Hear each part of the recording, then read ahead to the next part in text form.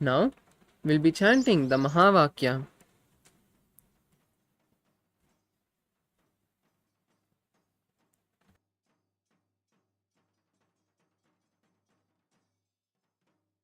Now we'll be chanting the Mahavakya Om Ham Hom Shivaya Namaha 11 times internally.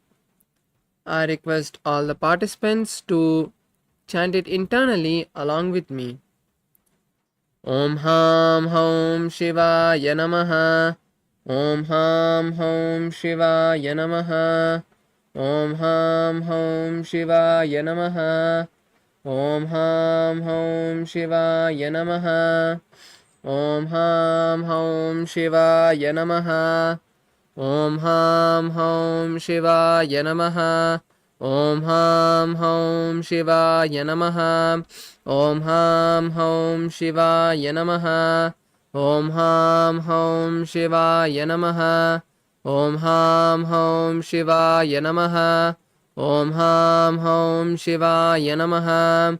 Om Ham Hom Shivaya Namaha. Now we'll perform the Achamana, the ritualistic cleansing. Now please take your Panchapatram and Udharni, the water pot and spoon, and place it in front of you. Now bend your right hand index finger inside your palm, making a cup with your palms. Then pour Udharni of water, a spoon of water in your hands, and drink it when you hear the word Swada. Om Atmatattvam Shodhayami Swada. Om Vidyatattvam Shodhayami Swada. Om Shivatattvam Shodhayami Swada. Now, wash your hands with the Udharni of water and wipe the upper and lower lips twice with the base of the palm. Om Ham Hridayaya Namaha. Wash your hands with the Udharni of water. Now, with the right hand, index, middle and ring fingers touch above the lip and below the lip. Wash your hands with a spoon of water. Now, with the index finger and thumb touch the right nostril, then the left nostril. With the ring finger and thumb touch the right eye, right ear, left ear. Wash your hands with the Udharni of water.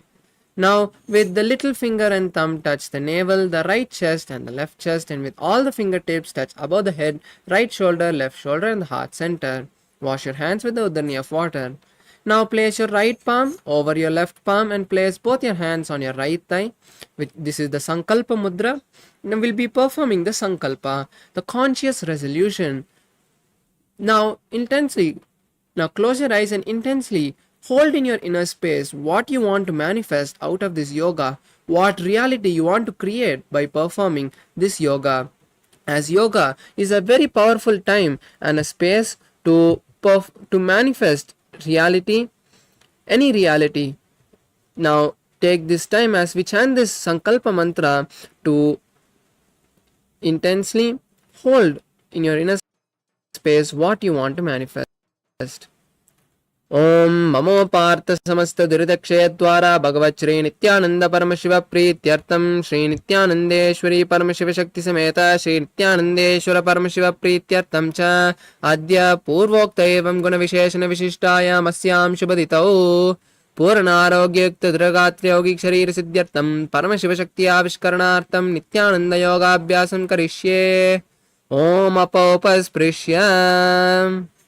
Wash your hands with the Udharni of water. Now that we have beautifully completed the ritualistic cleansing, the Achamana and the Sankalpa, the conscious resolution, you can keep your Panchapatram and Udharni aside. Let's now have a quick recap of the 12 components before we enter into the yoga, with the first component being the asana, which is the body postures that we are performing. As we perform these body postures, we intensely start breathing, which pulls more prana inside, and as the prana fills in our body, the energy centers align and raise the kundalini to the sahasrara, raising our consciousness and giving the byproducts of healing, manifesting our reality, and keeping us in a high state of consciousness throughout the day to receive the grace and initiation of the supreme point of Hinduism. The next component is the pranayama, which are the breathing techniques that we'll perform with the asanas. As we perform these pranayamas, they help us to pull the maximum prana in those particular asanas inside our body and hold them without letting them leave the body. The next component is the mudra, which is the various hand and body gestures we'll be performing with the asanas. As we perform these gestures, they simulate a certain set of energy circuits, which in turn awaken the energy centers and help raise the kundalini to the sahasrara, to the crown center. The next component is the bandha, which are the various locks.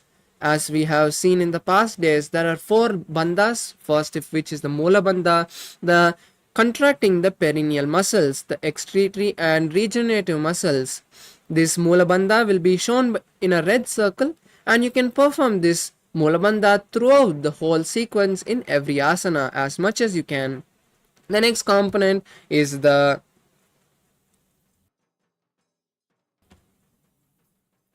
next bandha is the Uddiyana bandha, pulling the stomach in and up. This Uddiyana bandha will be shown in a yellow circle.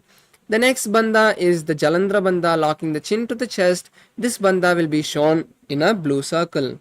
And finally, the Mahamudra bandha, which is performing all the 3 bandhas together, as we can see in this first asana, Sukhasana. The next component is the visualization. The visualizations is one of the most important components of the Dvitiya Vinyasa Krama, as what we visualize during this time directly enters our biomemory and manifests those energies throughout our day. So, as part of the Dvitiya Vinyasa Krama, we'll be visualizing various gods, sages, and other spiritual items and symbols. As we visualize these items, we radiate those energies in our body. The next component is the karana, the various dance postures that we'll be performing. These karanas have been directly given to us by Paramashiva when he performed the Ananda Tandava, creating this whole cosmos. These karanas activate various muscles and energy centers as we perform them, which also help raise the kundalini. The next component is the japa, the internal chanting of the Mahavakyas. As we chant these Mahavakyas, they help us to be in a state of unclutching as we focus our thought on just one thing. These japas, these Mahavakyas, which have been given to us by the Supreme Fount of Hinduism, and they in turn make sure that we stay in a high state of consciousness. The next component is the chanting of the Shastra Pramanas. The Shastra Pramanas are the authentic scriptural references for each of the asanas that we'll be performing. These Shastra Pramanas help us remember that these asanas have been given by Paramashiva. So, when we perform these asanas, we'll be manifesting ultimate health and high state of consciousness. The next component is the weightlifting. As part of this Dvitiya Vinyasa Krama, you can add weights to the asanas to intensify them and make the whole Dvitiya Vinyasa Krama challenging and interesting for you. The next component is the mandala. The mandala or the yantra we'll be using for the Dvitiya Vinyasa Krama is the Shri Yantra.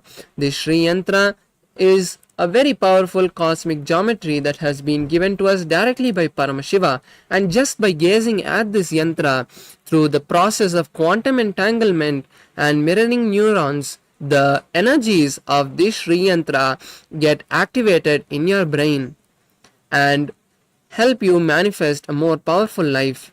The next component is the Abharana. The Abharana we'll be using for this Dvitiya Vinyasa Krama is the Rudraksha. Rudraksha is a very powerful energy bead and acts like a battery, storing the prana and the conscious energy that we radiate during this Dvitiya Vinyasa Krama. And you can use the Rudraksha to heal yourself or someone or manifest a reality. The next component is the Aushadha. The Aushadha will be using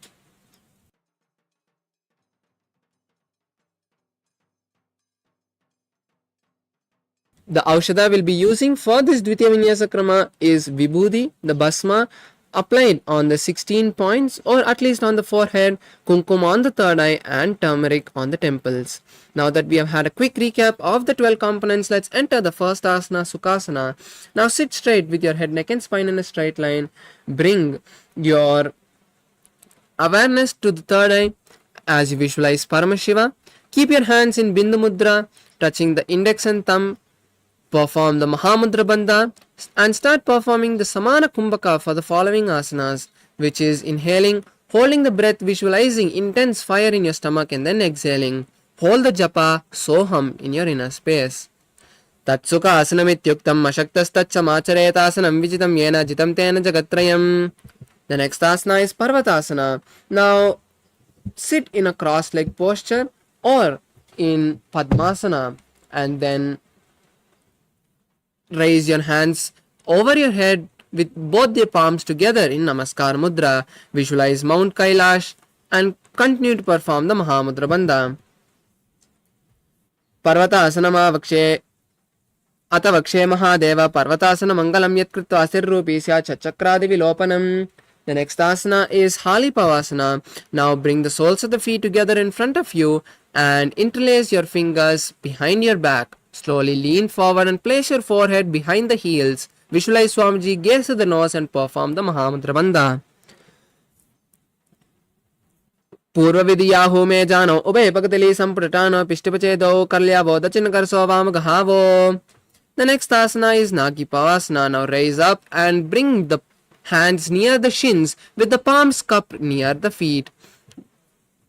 Then slowly lower your head and place it behind your heels. Visualize a snake, gaze at the nose and continue to perform the Mahamudra Bandha. Purva Vidhi Pari Agane Nichoho Hi Kaho Nipanasya Lagayi Hath Agane Dartil Gave Pasarido Hath Ki Anjuli Kare. The next asana is Kokilasana. Now raise up and hold your big toes with the respective hand in Prana Mudra, which is holding the big toe with the index and middle finger. Then raise your legs up and straight and then cross your legs into Padmasana. Then bring the elbows to the ground and then perform the Mahamudra Bandha and visualize a bird in your inner space. Atanyadasanam vakshe yena siddho bhave naraha akasmad vayu sancharam koklakyasanena cha.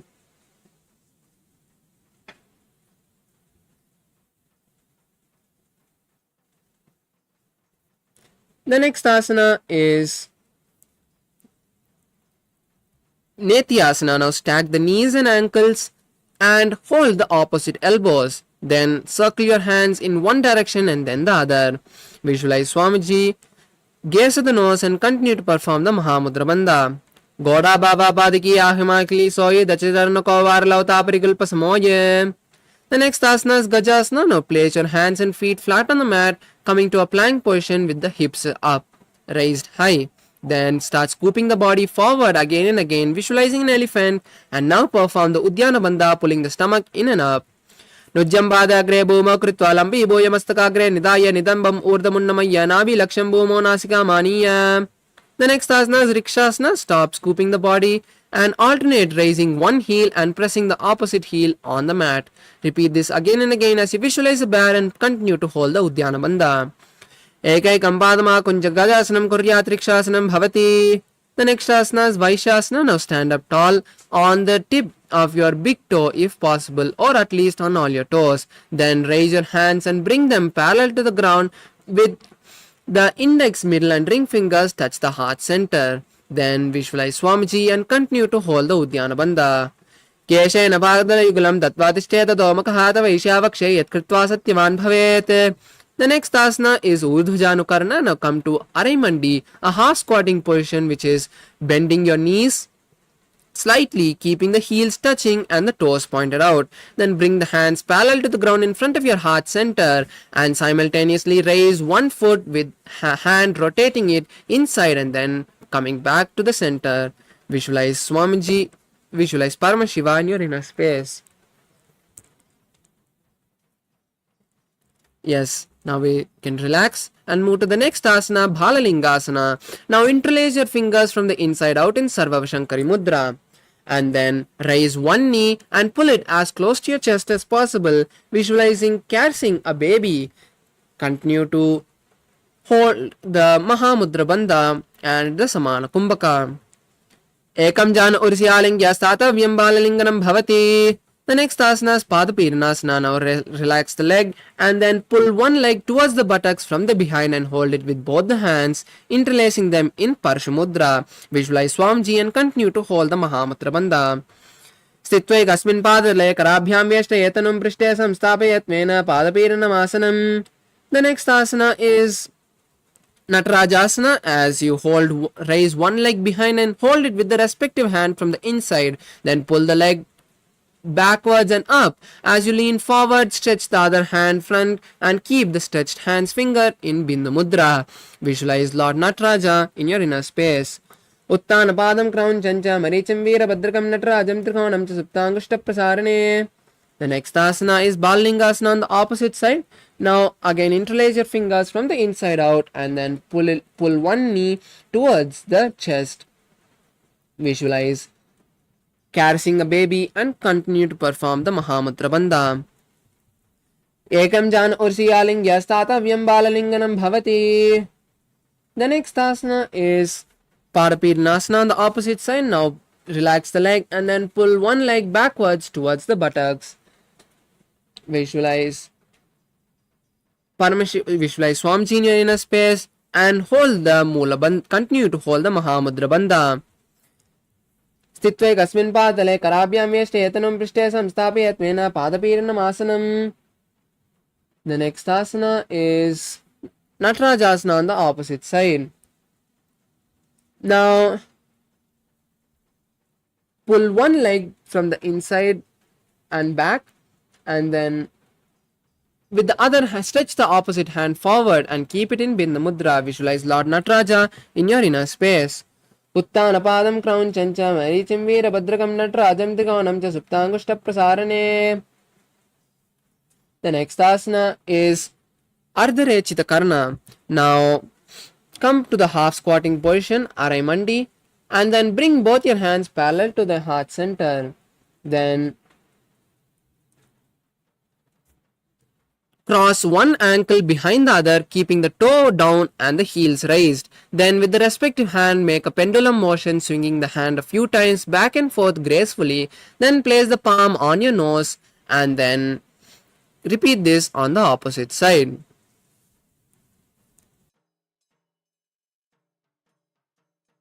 Yes, now let's perform the skeleton dance. As you intensely start shaking the body, visualize yourself as pure bone structure. Don't have any pattern in the way you move your body and just visualize all the tiredness, laziness and boredom is leaving your body and Paramashiva is intensely filling it. Shake your body intensely.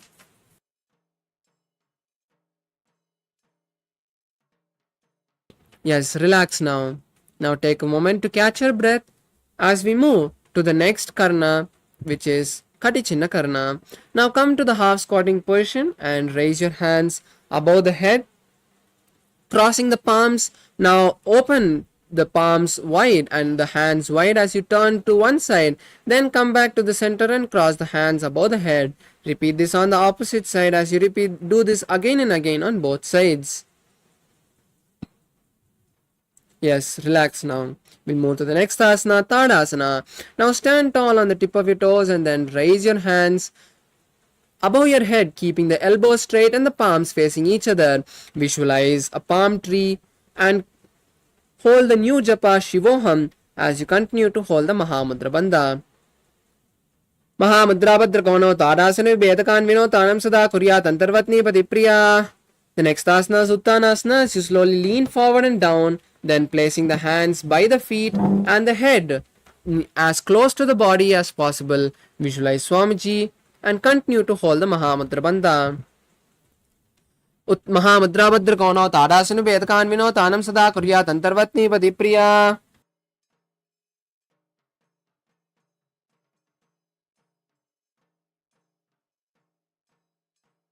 The next asana is Tarakshvasana as you slowly come down to a plank posture with your hands shoulder width apart and your body straight. Then tuck your chin to the chest in Jalandhara Bandha and turn it from side to side. Visualize Swamiji in your inner space. Gajasana vasitva mastakam varam varam dakshina kuksham sapi kuksham nayetarashvasanam bhavati. The next asana is Bhujangasana. Now slowly lower down your body on your stomach and keep the hands by the chest. Then stretch your toes back, and with the strength of the lower back, raise your upper body and open your mouth wide and inhale through the hollow of the mouth and then exhale through the nose in Bhujangani Mudra. Visualize a cobra in your inner space. Angushtanabhiparyantam madhobhumam vinised karabhyam chadaram dattva udashisha panivahi. The next asana is Shashasana. Now raise back up into a plank posture and start alternate bringing one knee to the chest. Repeat this again and again as you visualize Swamiji in your inner space. Gajasana samsitau janudvayamakuncha varam varam kartavyam shashasanam bhavati. The next asana is Rathasana. Now alternate placing one foot between the palms as you start performing the Saja Kumbhaka, which is inhaling, holding the breath and exhaling comfortably. Visualize a chariot. Gajasana samsitau ekaikam padam puro margena bhrametva kartavyam Rathasanam bhavati. Now relax as you place one foot forward and the other foot back in Virabhadrasana. Then place the forward foot toe pointing forward and the back foot toe pointing sideways. Now bend your forward knee in a 90-degree angle and raise your hands above the head, keeping the palms parallel to each other. Visualize Lord Virabhadra, gaze at the third eye and perform the Udyana Bandha. Vashishtamata Kaundyam Uttavakkutameva Ashtavakramato Tanam Mayuram Setu Bandhanam. Now perform Virabhadrasana on the opposite side as you switch the position of your feet and visualize Lord Virabhadra, gaze at the third eye and continue to hold the Udyana Bandha. Uttana Padam Crown Chancha Maricham Virabhadrakam Natarajam Trikonam Chasuptangushta Prasarane. The next asana is Vrikshasana. Now stand tall with both the feet together. Then raise one foot and place it in the inner thigh. Then bring both the palms together in front of the heart center and raise it above your head. Visualize a tree and continue to hold the Udyana Bandha. Vamo Ramola Deshecha Yamyam Padam Nidaito Tishtet Vrikshavat Bhuva Vrikshasanam Midam Vidaho. The next asana is Garudasana. Now place the raised leg on the opposite thigh near the hip of the opposite thigh. Visualize Lord Garuda in your inner space and keep both the hands together in front of your heart center. Garudasana Vakshe Nithyanam Sinambhavi Sarvadoshadvinir Mukta Bhavatiya Mahabali. The next asana is Vrikshasana on the opposite side. Now lower the raised foot and raise the opposite foot and place it in the inner thigh of the other leg. Bring both the palms together in front of the heart center and raise it above your head. Visualize a tree. Continue to hold the Udyana Bandha. Vamo Ramola Deshecha Yamyam Padam Nidaito Tishtet Vrikshavat Bhuma Vrikshasanam Midam Vidaho. The next asana is Garudasana on the opposite side. Now place the raised leg on the opposite hip as you keep both the palms together in Namaskara Mudra. Visualize Lord Garuda in your inner space. Garudasana Vakshe Yenadhyanam Sinambhavi Sarvadoshanvinir Mukta Bhavatiya Mahabali. The next asana is Trikonasana. Now place one leg forward and the other leg back. Then keep the forward leg's toes pointed forward and the back foot facing sideways. Now raise the hands parallel to the ground and lean forward, placing it near the front foot. Keep the other hand stretched up high and gaze at the sky. Visualize a triangle in your inner space. Uttana Padam Crown Chancha Maricham Virabhadrakam Natarajam Trikonam Chasuptangushta Prasarane. The next asana is Trikonasana on the opposite side. Now just switch the position of the feet and then lean forward and down as you place the hand near the forward leg. Visualize a triangle and gaze at the sky. Uttana Padam Crown Chancha Maricham Virabhadrakam Natarajam Trikonam Chasuptangushta Prasarane. Now we come to the fourth karna of the sequence, which is Nikutaka karna. Now again come to a half squatting position with the knees bent, heels touching and toes pointed out. This time place both the palms parallel to each other and in front of your heart. Now raise one knee and simultaneously raise the opposite knee and switch the position of the hands. Repeat this again and again on both sides as you visualize Paramashiva. Yes, now we can move to the next asana, which is Angushtasana. Now squat on your heels and keep the knees together and the palms together in front of the heart center in Namaskar Mudra. Visualize Swamiji and start performing the new Kumbhaka for the following asanas, which is Brahmari Kumbhaka. Inhale and exhale, making a bee-like sound, buzzing. Hold the new japa Sadashivoham in your inner space. Kabanda asanamittyaho gorakshasanamevacha angushtamushtikam yayam brahmaprasadidam tata.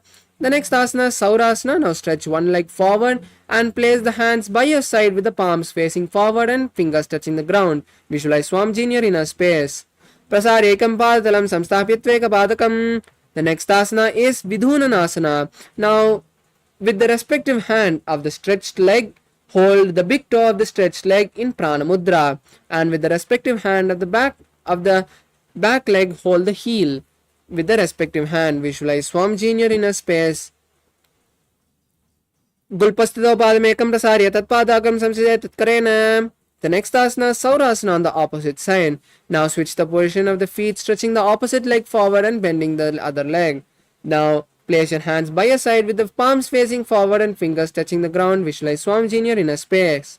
Prasarya ekam padalam samstaditeka padakam. Now we perform Vidhunanasana on the opposite side as you hold the stretched leg's big toe in Prana Mudra with the respective hand and the back leg's heel with the respective hand. Visualize Swamiji in your inner space.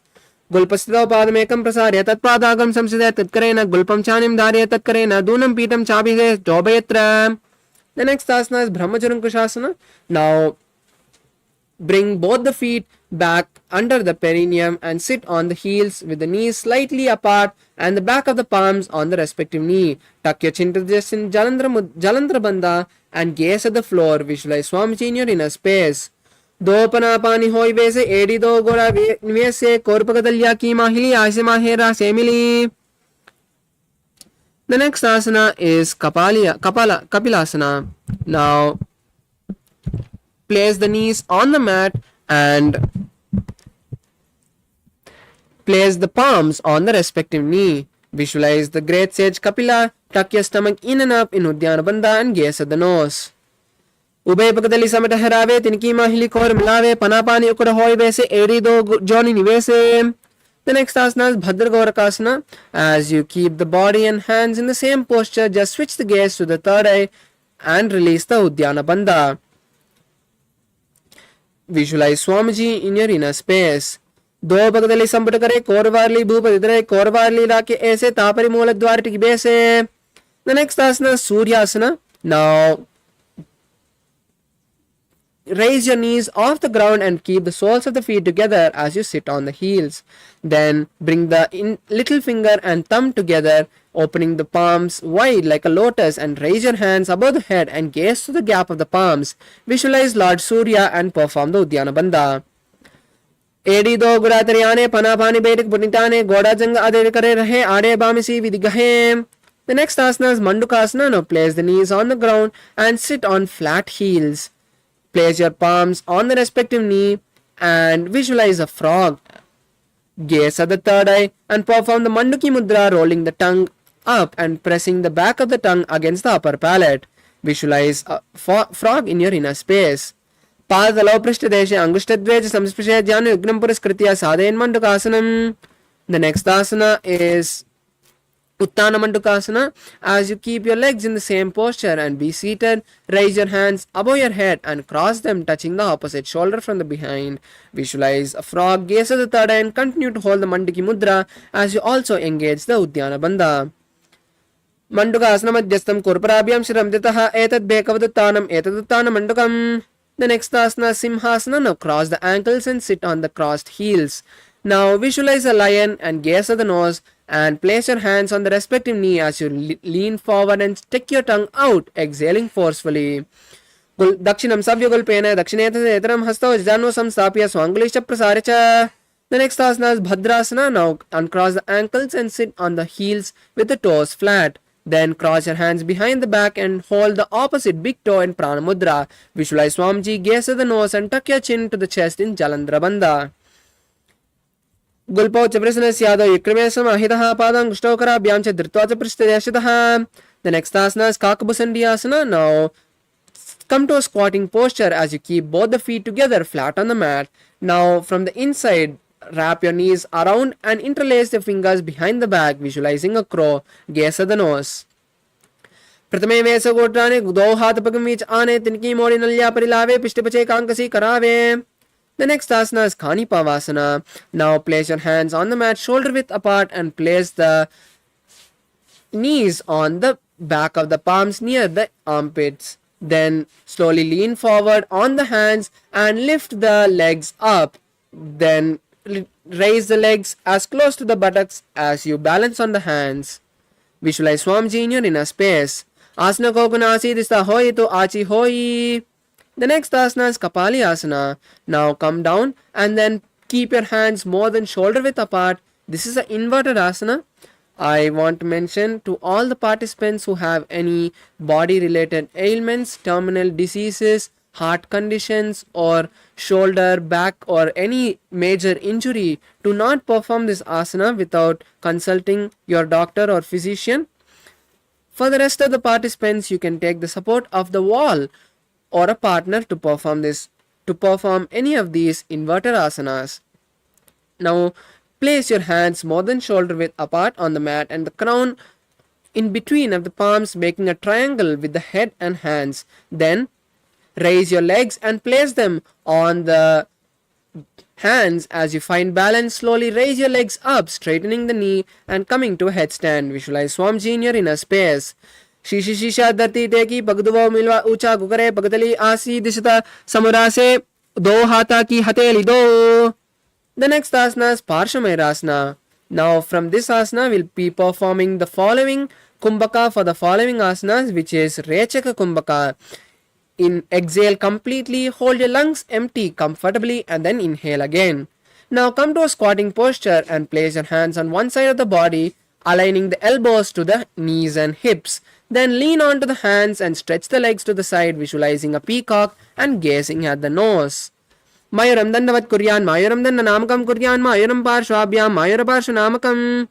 The next asana is Parshamayurasana on the opposite side. Now come back to the squatting position and place your hands on the other side of the body, aligning the elbows to the hands and knees. Then slowly lean onto the hands and stretch the legs to the side as you visualize a peacock in your inner space. Mayuram dandavat kuryan, mayuram dandanamkam kuryan, mayuram parshvabhyam, mayura parshvanamakam. The next asana is Bhairagnatha. Now come to a plank posture and place one foot between the palms. Visualize Lord Kalabhairava and gaze at the nose, gaze at the third eye and continue to hold the japa Sadashivoham in your inner space. Asana ko gunu jolo jaye. The next asana is Bhairagnatha on the opposite side. Now place the other foot between the palms and visualize Kalabhairava, gaze at the third eye. Asana ko gunu piti jayi. The next asana is Unmukha Pitasana. Now come back to a plank posture and place the forearms on the mat. Then raise the hips up high, visualize Swamiji and gaze at the third eye. Bhunyasthaujani hasto chadushpatam vanmukam utta pitangru yuglat chaduspadam biruka. The next asana is Vashishtasana on one side. Now come back to a tall plank position and roll onto one hand, stretching the other hand towards the sky and gaze at the sky as well. Visualize the great sage Vashishta in your inner space. Uddha Kukkada Vashishta Marichahala Matchakambari Vittam Chodrasya Vidam Rasanam. Now roll on to the opposite side as you perform Vashishtasana on the other side. Stretch the other hand towards the sky and gaze at the sky as well as you continue to visualize the great sage Vashishta and gaze at the sky.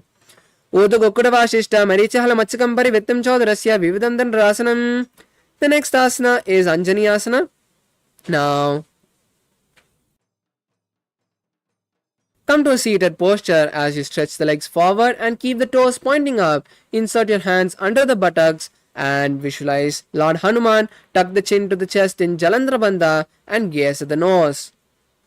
Start holding the new japa Mahasadaशिवोहम in your inner space. दो करा की ube हथेली कोरवारली में ले भेली सो आगाने बुपरिदा से महाने अंगुली में लिला से. The next asana is Paschimottanasana. Now stretch, keeping both the legs stretched, hold the respective big toe in Prana Mudra, leaning forward, placing the forehead as low on the knee as possible and bringing the body as close to the legs. Visualize Swamiji in your inner space. Start performing the Mahamudra Bandha.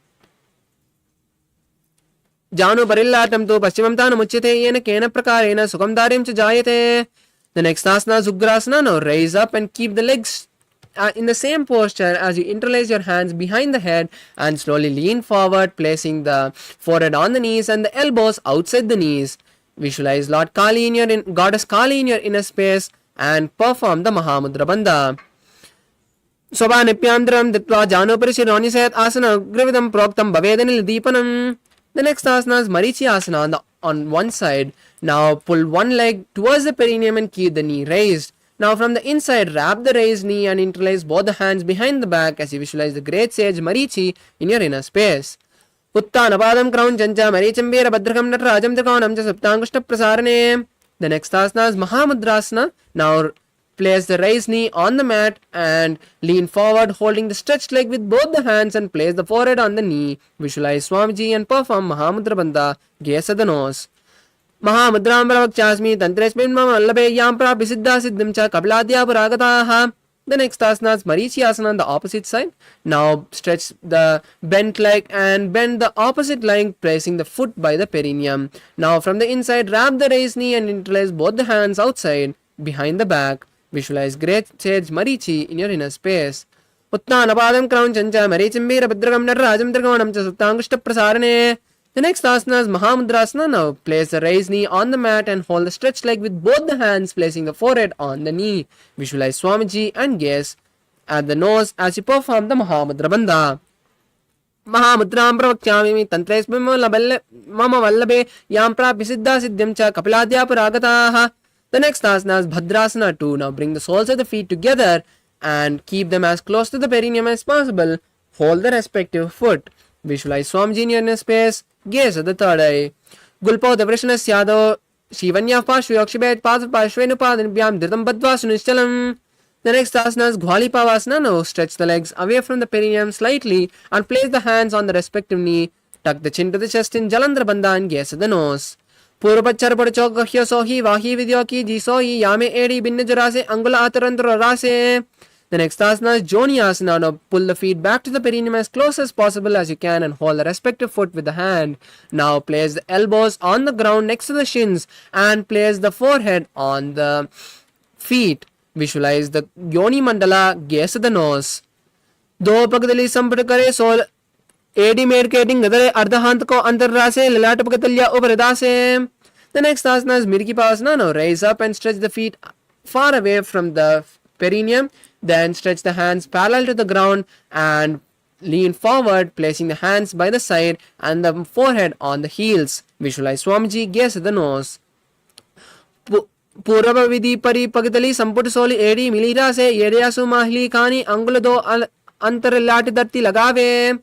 The next asana is Siddha Samadhi Asana. Now raise up and pull the feet as close to the perineum as possible and insert the hands underneath the shins, keeping the palms facing upwards. Then place the neck in front of the toes, making the toes touch the neck. Visualize Lord Surya and gaze at the nose. Do Pagdali Sampudakare Solimed Aga Metare Angula Ata Antorase Edi Ese Vididase. The next asana is Chinki Pavasana. Now rise up and remove the hand from under the shins and hold the respective foot with the thumbs touching the sole and the palm and the other fingers behind the foot. Then open the feet like a book and place the elbows by the knees. Visualize Swamiji in your space and gaze at the nose. Do Pagati Yedi Dati Magva Mede Lagave Pagatili Mahili Kor Anguta Sudai Sudi Jode. The next asana is Charapat Chokasana. Now place your feet as close to the perineum as possible and the hands on the respective knee. Then gently press the knees towards the ground and pull the stomach in and up in Uddiyana Bandha. Gaze at the third eye and visualize Swamiji. Do Pagadali Sampudare Agane Jare Karijare Pasare Goda Buso Lagtarase Hatado Goda Paridase. The next asana is Bhairavasana. Now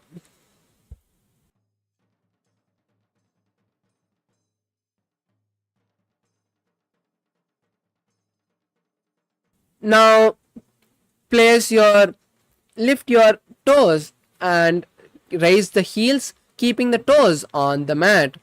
Try to keep your knees as low on the ground as possible and the hands in Bindu Mudra. Then keep your knees on the ground if possible. Visualize Kala Bhairava and pull your stomach in and up in Uddiyana Bandha. Gulpo Sampidi Chananyam Yurkamena Samahitaha Jano Pashagado Hasto Dandavat Bhairavasanam. The next asana, Samanasana. Now relax the heels on the mat and keep one heel by the perineum and raise the other leg towards the chest with both the hands. Visualize Swamiji in your space, gaze at the third eye, and continue to perform the Rechaka Kumbhaka. Samanasana Vakshe Siddhamantra Disadna Ekapadamaro Gatva Guhyonya Linga Vattake.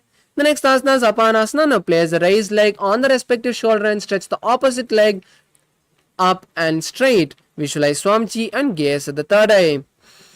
केवलं पादमेकं स्कन्धे चारोभ्यः एकपादेन गगने तिष्ठेत दन्तवत्प्रभो. The next asana is Samanasana on the opposite side as you place the other leg by the perineum and raise the opposite leg towards the chest and hold it with both the hands. Visualize Swamiji in your space and gaze at the third eye. Samanasana Vakshe Siddhamantra Sadnad Ekapadamaro Gatva Guhyonya Linga Vatrake. The next asana is Apanasana on the opposite side. Now place the raised leg on the respective shoulder and stretch the opposite leg straighten up. Keep the hands by the side for balance. Visualize Swamiji in your inner space and gaze at the third eye. केवलं पादमेकं स्कन्धे चारोभ्यः एकपादेन गगने तिष्ठेत दन्तवत्प्रभो.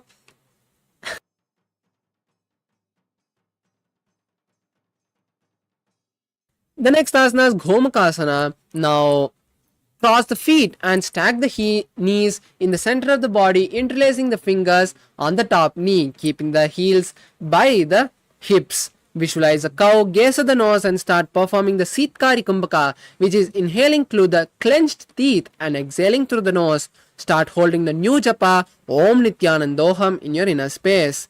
Savya Dakshina Gulpanto Prishtapashve Niyoje Dakshine Pitata Savyam Gomakam Gomakam Yata. The next asana is Anusuyasana. Now, keeping the legs in the same posture, hold the opposite big toe in Prana Mudra. Then visualize Rishika Anusuya and pull your stomach in and up in Uddiyana Bandha. दक्षिण गौरव निकोट आने वामोता के ऊपर आने गोड़ा संधि मिलावे बारी आड़ा अपनी बड़ी दे संधि पसारी. The next asana is Anusuyasana 2. Now interlace the hands behind the back and lean forward and down, placing the nose on the ground. Visualize Rishika Anusuya, gaze at the nose and release the Uddiyana Bandha.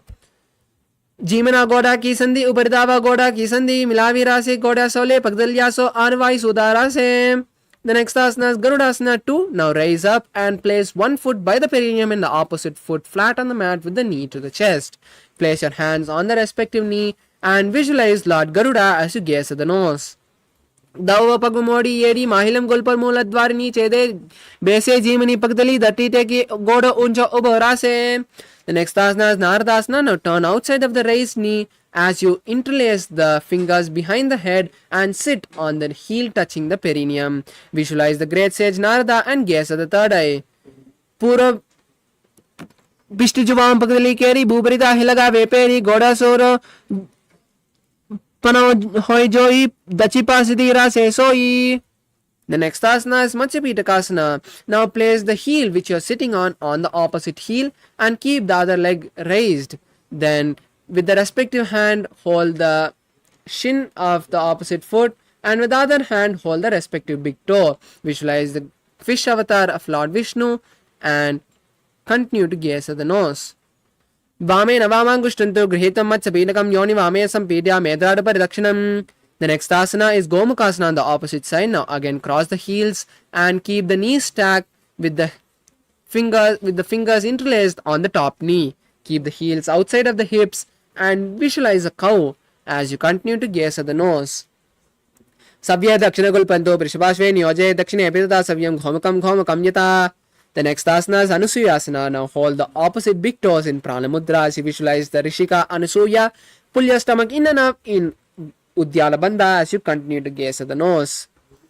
दक्षिण गोड़ो नी कोटाने वामोता के ऊपर आने गोड़ा संधि मिलावे बारी आड़ा पुनी बड़ी दे संधि पसारी. The next asana is Anusuyasana 2. Now interlace the hands behind the back and lean forward and down, placing the nose on the ground. Visualize Rishika Anusuya, gaze at the nose and pull your stomach and release the Uddiyana Bandha. Jimana Goda ki sandhi, Uparidava Goda ki sandhi, Goda Sole Pagdalya Lo Advai Sudara se. The next asana is Garudasana 2. Now raise up and place one foot by the perineum and the opposite foot flat on the mat with the knee by the chest. place the hands on the respective knees and visualize Lord Garuda as you gaze at the nose. Dovapagmodi Mahinam Gulpamuladvarni Chede Jibese Jimini Pakatali Dati Take Goda Uja Uborase. The next asana is Naradasana. Now interlace the hands behind the neck and sit on the heel touching the perineum. Turn outside of the raised knee and visualize the great sage Narada. Gaze at the third eye. Pistichuvam Pagdili Keri Buprita Hilaga Veperi Goda Saubapano Hey Joy Jatipasira Hesoi. The next asana is Matsyapitaka on the opposite side. Now place the heel which you are sitting on the opposite hip and keep the other leg raised with the respective hand of the leg on the opposite thigh. Hold the opposite shin and with the other hand hold the respective big toe. Visualize the fish avatar of Lord Vishnu. Vamena Vamangushtanto Grihitam Matsapitakam Yoni Vamena Sambirya Medradapadakshinam. The next asana is Matsendrasana. Now keeping the legs in the same posture, place the knee with the leg which is on the opposite thigh on the ground and turn outside of the raised knee, placing the elbow on the raised knee and then on the respective ear. Place the other hand flat on the mat behind you as you turn back and gaze at the third eye. Visualize the great sage Matsendranath in your inner space. Udaram Paschima Bhasam Kritva Tishteti Yatnadaha Namrangam Vamapadam Hi Dakshidanu Parinyasete. The next asana is Kubasana. Now place the hand which is touching the respective ear and hold the opposite big toe and with the other hand place it on the respective ear as you visualize a camel and gaze at the third eye. Asana Gogana Jolo Jaye.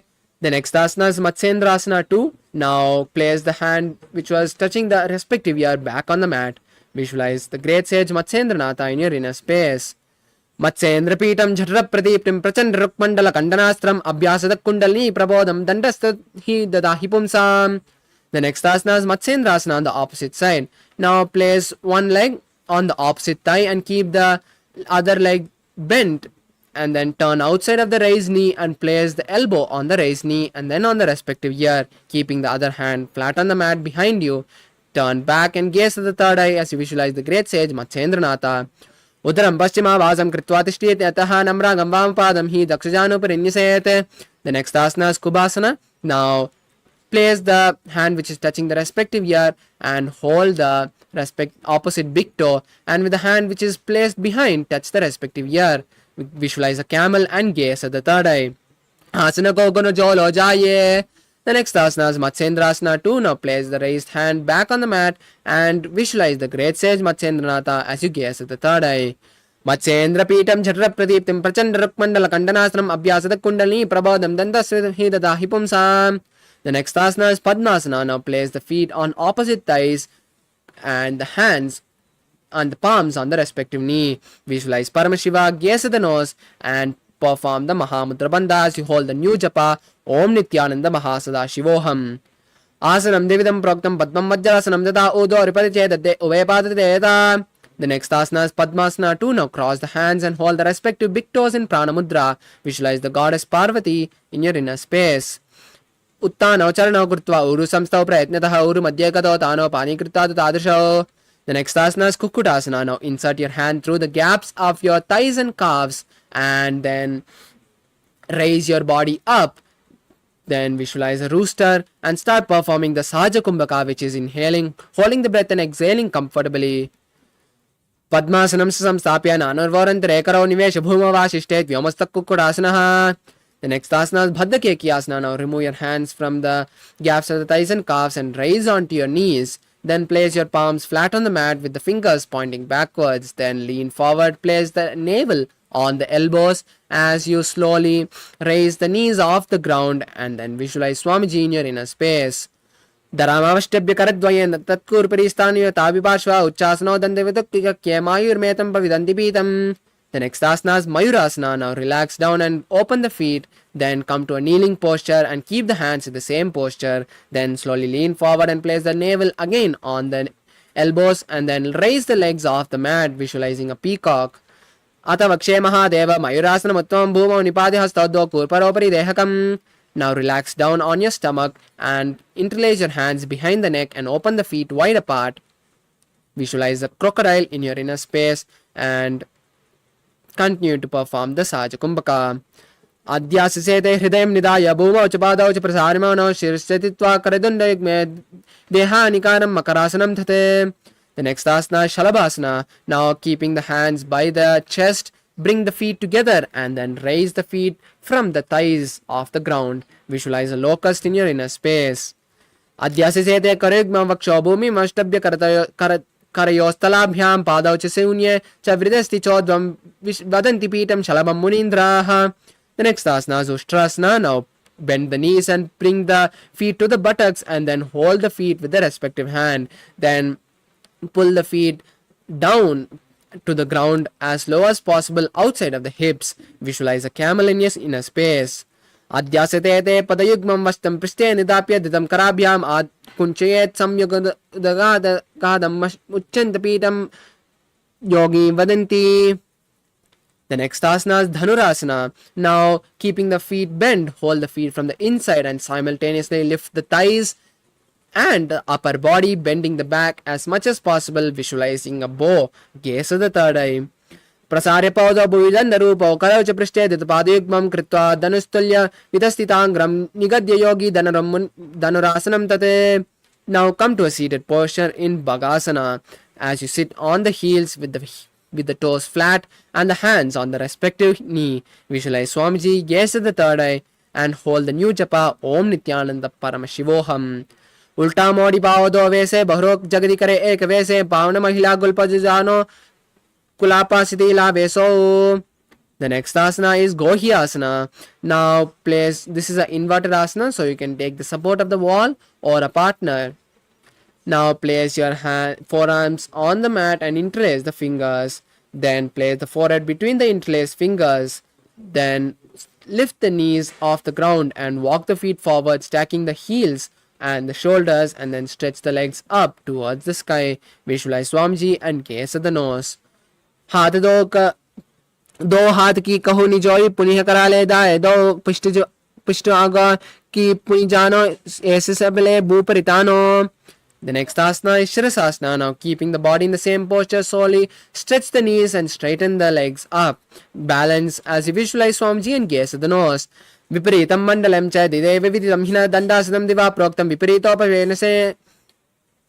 The next asana is Podhyasana. Now come to a seated posture, and from this asana we'll be performing the Bhastrika Kumbhaka, which is intense exhalations. Now place the hands behind the calves and stretch the legs up and straighten the knees. Then try to place the forehead on the knees as you visualize Swamiji. Continue to perform the Bhastrika Kumbhaka. दो हाथ पग बह आने गोड़ा तरे Kong सीटाने अंगुष्ट पंडली लगता दारे चरण उबे आसा दिशि करे. The next asana is Parigasana. Now place the legs on the mat and then cross the hands behind the back and hold the opposite shoulder. Visualize a mace in your inner space and gaze at the third eye as you continue to perform the Bhastrika Kumbhaka. Uttana shainam kritva pado militva prasarya rinambam bhumau sprishya hasta abhyam kandram dritva. The next asana is Naukasana. Now rest the legs on the mat and then stretch the hands parallel to the ground or place the forearms on the ground near the hips. Then stretch the legs to a 45-degree angle and visualize a boat as you gaze at the third eye. Uttana shainam kurparabhyam bhumimashtabhyastabhyam nidambam nityam. The next asana is Rudrasana. Now place the feet on the mat and the soles together. Insert the hands from under the shins and then hold the feet, then raising the feet to the chest. Balance as you visualize Lord Rudra and gaze at the nose. Pagdali samput kare hastasya paga ucha paga anguta do le parlika nitalave. The next asana is Unmukha Pītāsana. Now lie on the back and place the feet flat on the mat with the knees raised. Visualize Swamiji. Tuck your chin to the chest in Jalandhara Bandha. Inhale and exhale in Murcha Kumbhaka, which is inhaling and exhaling through the Jalandhara Bandha. Lift your hips up and gaze at the third eye as you visualize Swamiji. Udveta janani kritva shavitva namukam thata uttapya hastau tishthetu pita unmukha namake. Now completely relax your body, stretching your feet and hands by the side with the palms facing up. Visualize Swamiji. Unclutch from your body completely as you see the Kundalini travel from the root center to the crown center in Shakti Chalana Mudra. Completely unclutch from your body. Atashavasanam उत्तानं शववद्भूमौ शयनं तु शवासनं शवासनं श्रान्तिहरं चित्तविश्रान्तिकारणम्.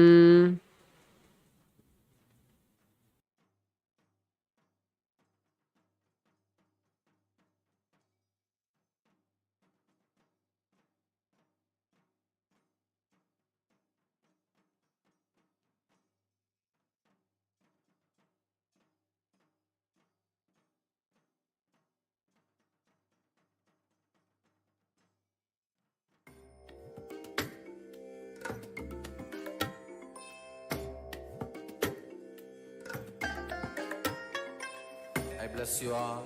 Let you all open all your three eyes.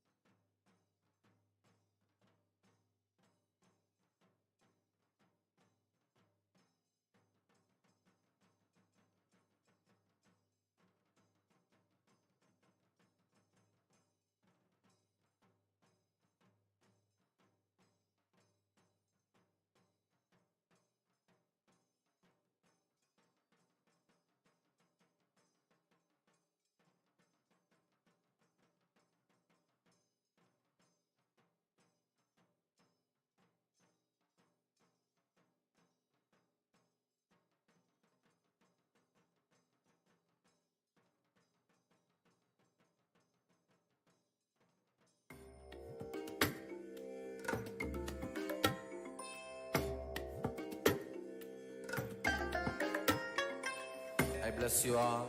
Let you all.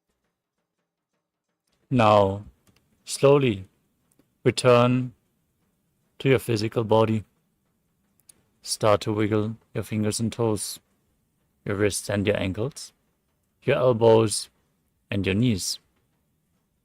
Pull your knees up towards your chest and circle it with your hands and rock your body from side to side. And slowly return to a comfortable seated position. Congratulations, you completed the Pratama Vinyasa Krama, the first 108 asana of this sequence. Let us now move on with the Dvitiya Vinyasa Krama, starting off with Yathasa Nishthasana. Now sit in a posture that brings ease to your physical and mental space. Any posture which is comfortable to you is fine.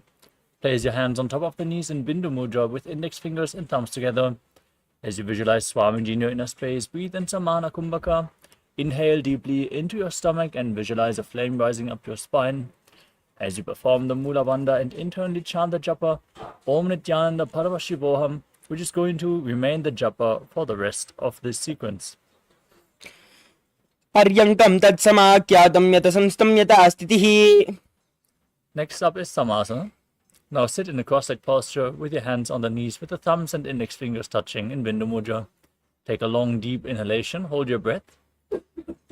Then exhale deeply and again inhale and exhale deeply continuously as you visualize Swamiji in your inner space. Idanim garbhininam yogabhyaso yata lago sukha prasavalabhaya prochyate prattane pati. Next up is Muktasana. Now place the left foot against the genital region and the right foot over top of the left. Keep your hands facing downwards on top of your knees as you gaze to your nose and visualize yourself as a sage liberated by the Supreme Pontiff of Hinduism.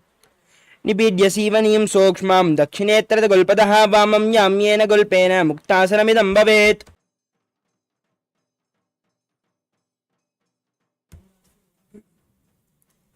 Next up is Siddhasana. Maintain the same posture, switch your gaze to the third eye and visualize Swamiji in your inner space. Sthanuhmitendriyotsaladrisha pashyan mruvorantaram chaitan mokshakapatabedajanakam siddhasanam prochyate. Next up is Siddhi Asana. From the same position, switch your gaze to the ground in front of you.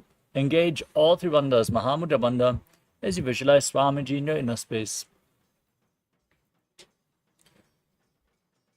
Vamapadiki edi jano sivani majitasa kauntano. Next up is Udrasana 2. Keep your legs in the same posture. Rotate your hands on top of your knees back into Bindu Mudra. Index and thumbs together as you switch your gaze to your third eye and visualize yourself as Lord Rudra, the fierce dimension of Lord Shiva.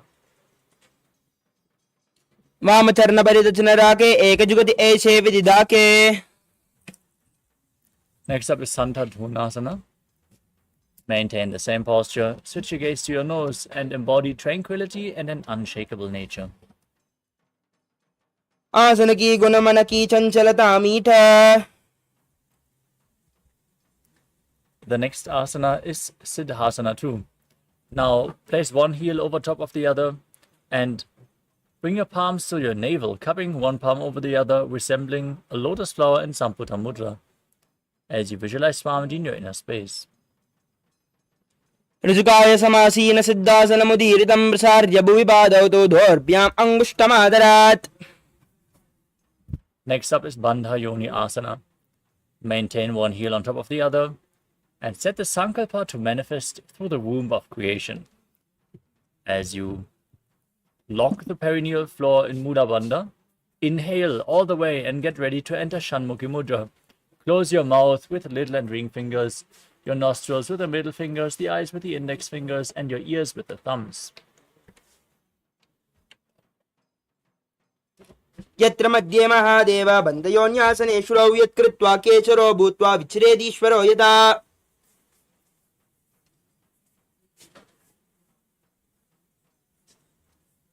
We move on to Virasana. Now place one foot onto the opposite thigh and the other foot below the opposite thigh. Place your hands on the knees in Bindu Mudra and embody the space and state of bravery, Veera. एकं पादमदैकस्मिन् विन्यस्योरिणि संस्थितः इतरस्मिन् स्थिताचोरं वीरासनमुदीरितम्. Next up is Valmikasana. Keep the left heel on the right side of the regenerative organ and the toes underneath the thigh as you place the right foot onto the left leg with the toes by the knee. Place your hands on the knees in Bindu Mudra, gaze up towards your third eye and visualize Sage Valmiki, the great poet and author of Ramayana. Dava pagaki bagadali puni ere he joya. The next asana is Joni Mudrasana. Now place your hands flat on your knees. Maintain your feet in the same posture. Gaze to the tip of your nose and visualize Yoni Mandala, the visual representation of Devi Paramashiva Śakti herself, projected in the top right corner of the screen. Bamapadiki bagadali jahima hili kori. Next up is Yoni Asana. Maintain the same posture and visualization as you shift your gaze up towards your third eye. Yonyasanam parvatena yogam yoga palenilam tatkala palalantavat kecharo yavadevahi. Next up is Padarasana 3. Now join the soles of your feet and bring the heels close to your perineum. Hold your feet firmly with both hands and pull them close as you visualize Lord Veerabhadra in your inner space and gaze to the tip of your nose as you engage Udhyana Bandha, the stomach lock, and Mula Bandha, the root lock. Gulpod Vrishanasyadaha Sivanya Parshayonyakshibet Savye Gulpadada Savye Daksha Gulpam to Dakshine. The next asana is Aghodasana. Keep your heels close to your perineum. Bring your tongue up in Kechari Mudra. Lead it up along your nasal tract, if you can. Otherwise, you can press it up against the palate. Gaze upwards and bring the right hand over top of your mouth and nose. Close your left nostril. Inhale through the right, then close both nostrils. Hold your breath. After some time, exhale through the left nostril and repeat on the other side in Abhyantara Kumbhaka as you visualize yourself as an Aghori. Purvakaho Bhishrika Joyi Vahi Vidisoki Jesoi. Next up is Kanari Pavasana. As you bring your feet together in front with the toes together and the heels apart, place your elbows onto your heels. Rest your chin on your hands. Gaze to the tip of your nose. Engage Udhyana Bandha and Mula Bandha. Exhale all the way and hold your breath in Rechaka Kumbhaka as you visualize yourself as a female elephant drinking water. Kanari Pavasana Gwali Pavasana Kafyo He Jase Yahu Me Jane Vidite Se. We move on to Parasana. Now sit with your knees raised off the ground. Bring your arms between the thighs and calves. Interlace your fingers in front in Padasha Mudra as you lift your feet off the mat and balance. Gaze to your nose. Visualize Swamiji in your inner space. Perform the Mula Bandha. Stodam Rechayed Vayam Rniswasa Samyutam. Next up is Gopi Chandasana. Now keep the soles of the feet together and interlock your fingers around the feet as you lift them up against your chest with your chin placed on your fingers. Gaze to the tip of your nose and embody the state and space of a king in Gopi Chandasana. Purapa Vidibari Bagaka Angota Kata Kuparashe. Next up is Uddarasana. Again, with the soles of the feet together, bring your arms below the shins and hold your feet from the outside with interlocked fingers. Lift your feet up against your chest. Place your chin on the soles of the feet as you gaze to your nose and visualize your body free from any defects in Uddarasana. Dovo Bagadali Sambudane, Ube Hastakari Urda Hitane, Angushta Dovo Samadera, Chibukani Cheta Hilagave. Next up is Bishishtasana. From the same posture, now raise your feet even higher. Bring your feet in front of your face as you visualize yourself excelling in everything. Dovo Bagadali Jodi Sambudkare. Relax. Lower your legs down and then raise them up over top of the respective shoulders. Bring your arms beneath the knees and interlock them behind your neck as you visualize yourself as a cobra in Bhujasana. शीर्षासनं तु विज्ञेयं काक्षासनमतः परं ग्रीवासनं च परमं भुजासनमिहोचयेत्. Next up is Kalyanasana. With your legs over top of the shoulders, now bring your arms behind your back and interlock them in Parasha Mudra. Reach for the opposite hand as you visualize yourself as a beautiful, auspicious goddess. द्वौ हाथपगां बिछाने तनको गोडानी चेटाने बहुरिपाकृत्या बाहर लियावे पुनः युगद ऐसे ठहरावे. The next asana is Sankatasana. Now place the top of the left foot flat on the mat and sit on the left heel. Stack the right knee over top, right heel at the outside of the left hip. Place your hands on opposite knees as you gaze outwards without focusing on any external objects in Vaishnavi Mudra. Visualize yourself as an elegant swan. As you breathe in Ujjayi Pranayama, make an ocean-like sound with your mouth in Sankatasana.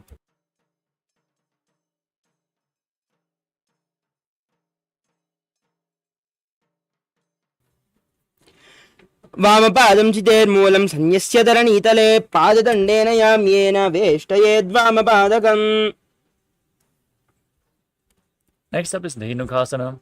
Now slide the left heel outside the hip, sit on the ground, keep your knees stacked and place both hands on the top knee. Now visualize a cow in your inner space and engage Uddiyana Bandha and Mula Bandha. अनुशागिनगर पञ्चदं वृषीहिलं डगल्यम्नि. The next asana is Machandrasana. Now place the right foot onto the left thigh and the left foot on the right knee. Now twist your body and bring your left arm behind your back. Reach for the opposite thigh with both hands, and as you catch a hold, twist your body. Gaze up towards your third eye and visualize Swamiji in your inner space. वामजंगवरजनडाने वामहस्तपिष्टीदिशाने बहुरौ दक्षिणपादहे जो यीता की नलजू पकड़े सोई.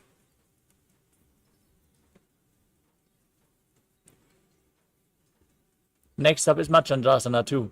Now untwist your spine, hold on to the big toes in Prana Mudra, lean forward and down and place your forehead on the ground. Place your navel towards the knees as you visualize Swamiji in your inner space. प्रथमजी मनोचरण जो ई वामजंगवरे राखे सो यीता की AD कड़ी सोल्यावे बहुरौ युगति यह और करावे.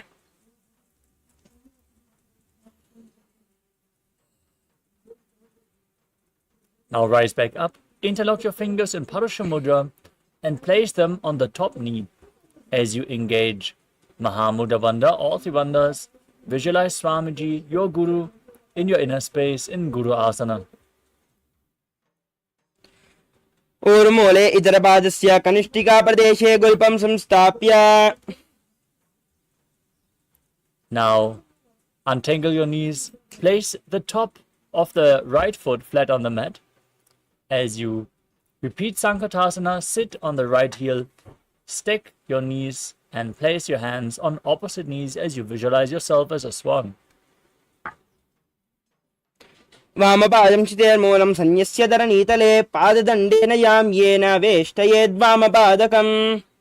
Slide the right heel outside the hip, sit on the ground, place both hands on the top knee, visualize a cow and engage Uddiyana Bandha and Mula Bandha in Dhenukasana on the other side. अनुशागिनगर पञ्चदं वृषीहिलं डगल्यम्नि. Now repeat Machandrasana. Place the left foot on the right thigh and the right foot on the left knee. Bring the right arm behind your back. Hold on to opposite thighs as you twist your spine. Gaze to your third eye and visualize Swamiji in your inner space. वामजंगवरे दक्षिणडाने वामहस्तपिष्टीदिशाने बहुरौ दक्षिणपादहे जो यीता की नलजू पकड़े सोई. Untwist your spine, hold onto the feet, lean forward and down. Repeat Machandrasana 2. प्रथमजे मनोचरण जुजो ई मामुजंग बलिरा केसो ई ताकी AD कड़ी सोल्यावे बहुरव जुगती यह और करावे. Rise up, interlock your fingers, place them on the top knee. As you engage all three bandhas, visualize your Guru Swamiji in Guru Asana. और मूले इधर पादस्य कनिष्ठिकापदेशे गुल्पं संस्थाप्य तदेव जानु इधर पादपार्श्विनि संस्थाप्य तिष्ठेत् हस्तौ सम्मीलयेत् गुरु आसनं भवति. The next asana is Pashasana. Now place your feet flat on the ground in front and hold on to opposite knees as you pull them close against your chest. Now visualize Swamiji in your inner space. As you breathe in Ujjayi Pranayama, bring your tongue up against the palate of your mouth or even higher if you can, and gaze to your third eye. पातले भूमौ निधाय जानुनि उर्षनिधाय विपरीत हस्ताभ्याम् ऊर्सहित जङ्गे निमध्ये तिष्ठेत् प्रशासनं भवति. From the same posture, now hold on to opposite wrists with your hand. As you place your chin on the knees and gaze to your nose, visualize being in an abode of bliss in Bodha Shukasana.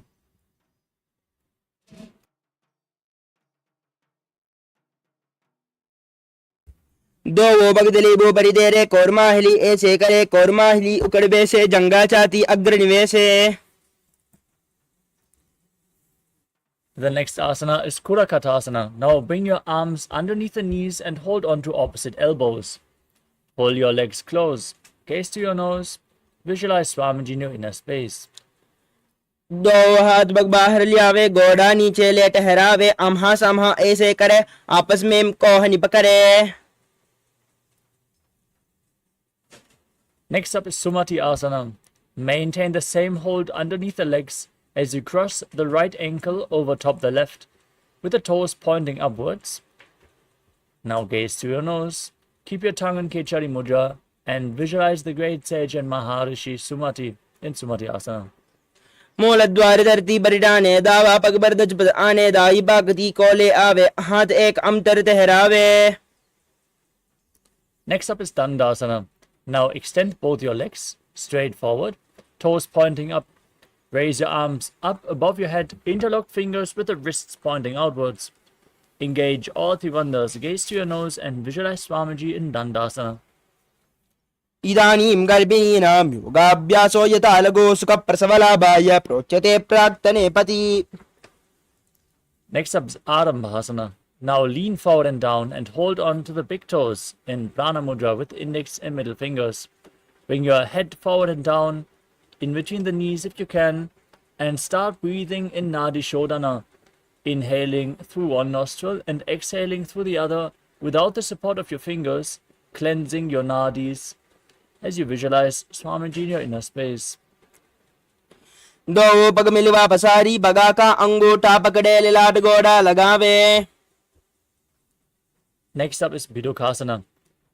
Now slightly bring your feet apart and raise your knees as you bring your arms underneath the calves and hold onto your feet from the outside.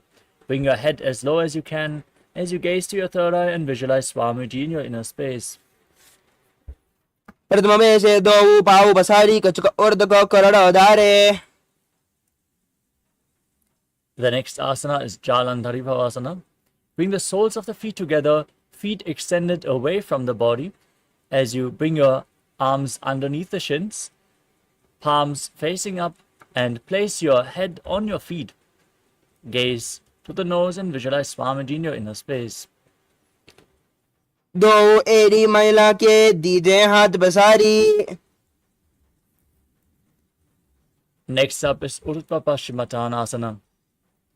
Now sit with both legs extended and then raise the left leg behind your neck. If you can't bring the leg behind your neck, you can just cross it over your knee or pull it towards your chest. Then lean forward and down and hold onto the front foot with both hands as in Paschimottanasana. Visualize Swamiji in your inner space and breathe in Pratyahara Kumbhaka as you visualize the prana is flowing upwards within your body through 9 points as revealed by Mahadeva, which are the soles of the feet, the regenerative organs, the navel, the heart, the throat, the uvula, the center of the eyebrows, the top of the forehead, and the crown of your head. पश्चिमदानवत् संस्थितिं कृत्वा एकं पादं ग्रीवायां धृत्वा तिष्ठेत् ऊर्ध्व पश्चिमदानं भवति.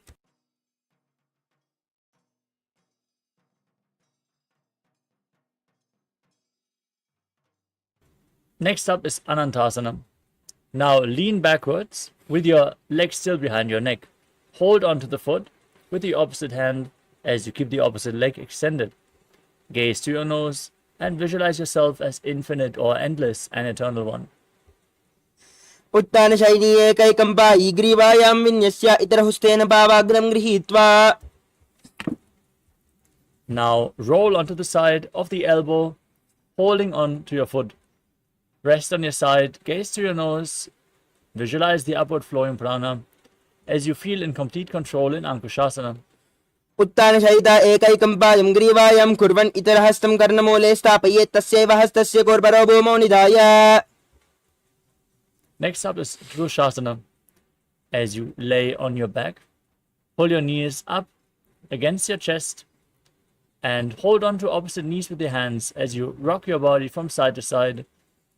Visualize Swamiji in your inner space. उत्तानशयनं जानुनी हृदयवस्थम्भा जङ्घासुष्ठिरो ऋणी करद्वये बद्ध्वा सव्यापसव्यं लोडयेत् दृशासनं भवति. Now repeat Urdhva Paschimottanasana on the other side. Lift the other leg behind your neck and lean forward and down as you visualize Swamiji. Focus on the upward flow of your prana. पश्चिमदानवत् संस्थितिं कृत्वा एकं पादं ग्रीवायां धृत्वा तिष्ठेत् ऊर्ध्व पश्चिमदानं भवति. Now repeat Anantasana. Lean back, hold onto the foot behind your head. Straighten the opposite leg, gaze to your nose and visualize yourself as being unending Ananta. उत्तानशयनी एकैकं पायी ग्रीवायां विन्यस्य इतरहस्तेन पावाग्रं गृहीत्वा. Now repeat Ankushasana. Roll onto the side, keep holding onto the foot and feel in complete control. उत्तानशयिता एकैकं पादं ग्रीवायां कुर्वन् इतरहस्तं कर्णमूले स्थापयेत् तस्यैव हस्तस्य कोर्परो भूमौ निधाय. The next asana is Yoga Nidrasana. As you lie on your back, lift your legs one by one up behind your head. Then hold your hands behind your back, gaze to your nose and visualize Swamiji in your inner space.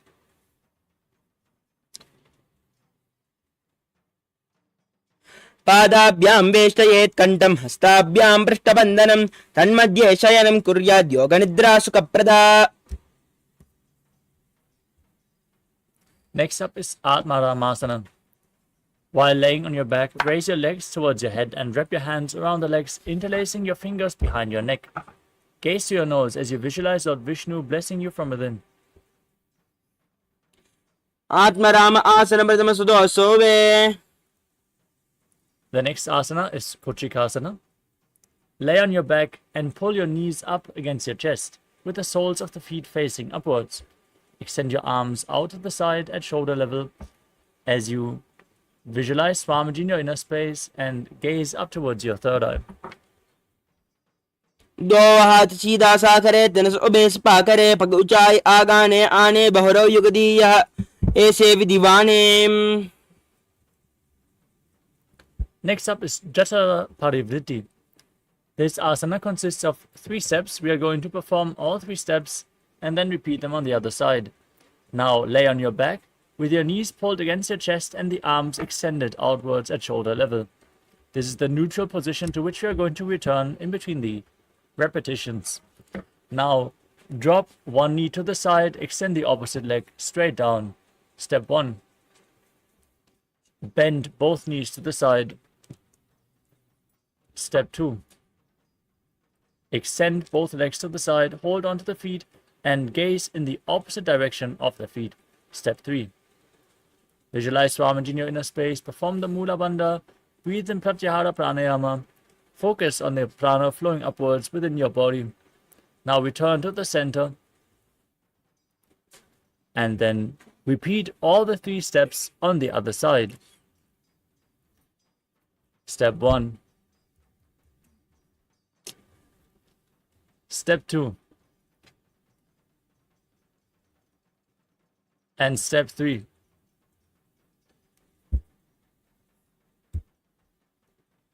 परिवृत्तिकोक्षिवाहि त्रिदाहि परिकीर्तकं मध्यकोणं सप्तकोणम् ऊर्ध्वकोणमथापि च. The next asana is Dviparapita. Now lay on your back and place your feet flat on the mat. Then hold onto your ankles with your hands and push your hips up. Lock your throat in Jalandhara and visualize yourself as sturdy as a bridge as you gaze to your nose and breathe in Murcha Kumbhaka. प्रतिक्रियायुतं द्वन्द्वा पीठः सर्वबलप्रदं गर्भिणीनां दुर्बलामि इति Gargi जगादनो. Next up is Paryankasana. With your feet flat on the mat, bring your arms over top of the respective shoulders, place them on the mat with the fingers pointing towards your body, and then push your entire body off the ground and visualize yourself as sturdy as stone furniture. Bring your hands closer to your feet if you can and breathe calmly through your nose in Sahadra Kumbhaka. उत्तानशयनं हस्तलाभ्यां भूमिम् अवष्टभ्य पातलाभ्यां भूमिं धृत्वा नाभिप्रदेशम् ऊर्ध्वं कुर्यात् पर्यङ्कासनं भवति. Now lower your body down to the ground and pull your knees against your chest as you hold onto the respective shoulders with your hands. Move your hips in a circular motion as you visualize yourself as a dog playfully rolling around on its back in Shvottanasana. शववच्चरीरं संस्थाप्य हस्ताभ्यां बाहु परस्परं धृत्वा. Now place your arms flat next to your hips and raise your hips and legs up straight in Viparita Karani. Then move your legs in a circular motion as you visualize Swamiji in your inner space and breathe in Mocha Kumbhaka with Jalandhara Bandha and Mula Bandha engaged. अदविपरीतकर्णी मुद्रा भूतले सुशिरौ दत्त्वा. Now stop the movement of your legs. Perform Viparita Karani too as you visualize Swamiji. करणी विपरीताख्या सर्वादिव्यादिनाशिनी नित्यम् अभ्यासयुक्तस्य जाठराग्निविवर्धने. Now lower your hips and legs down and then bring your feet up over top of your head and place the toes down on the ground above you. Keep your hands behind your back and interlock your fingers in Padusha Mudra. Push them into the mat as you visualize yourself as a plow in Langalasana. ग्रीवाकण्ठेन भूमिं विस्तम्भ पादाग्रद्वयम् ऊर्ध्वमुन्नयेत् नरकासनं भवति. नरकासने स्थित्वा नासिकाप्रदेशेन भूमौ पादपृष्ठे संस्थाप्य हस्तद्वयं सम्मील्य लम्बीकुर्यात्. ग्रीवाप्रदेशेन भूमिं कर्षयेत्. लाङ्गलासनं भवति. We move on to Shaita Paschimottanasana. Now maintain your feet in the same position and hold onto the feet with your hands. Keep your arms and legs straight. This is one of the 84 different asanas revealed directly by Lord Paramashiva himself. Breathe in Mocha Kumbhaka. Visualize Paramashiva in your inner space. तानं शयित्वात् कुर्वीत शयितपश्चिमतानकम्.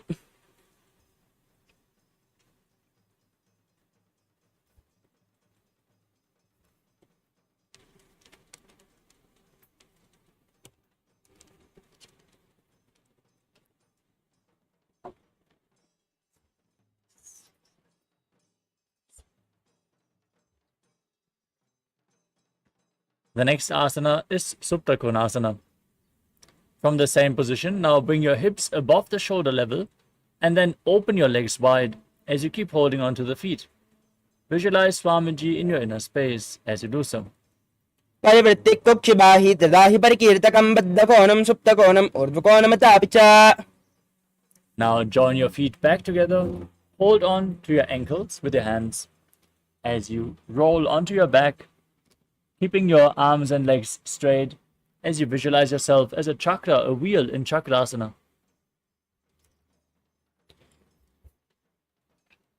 शवासनस्तद्वौ पादौ कुर्यान्मस्तकतः परौ व्युत्क्रमेण ततः शीघ्रम् एतत् सर्वस्य साधनं चक्रासने गुल्मप्लीहा वातरोगादिनाशनम्.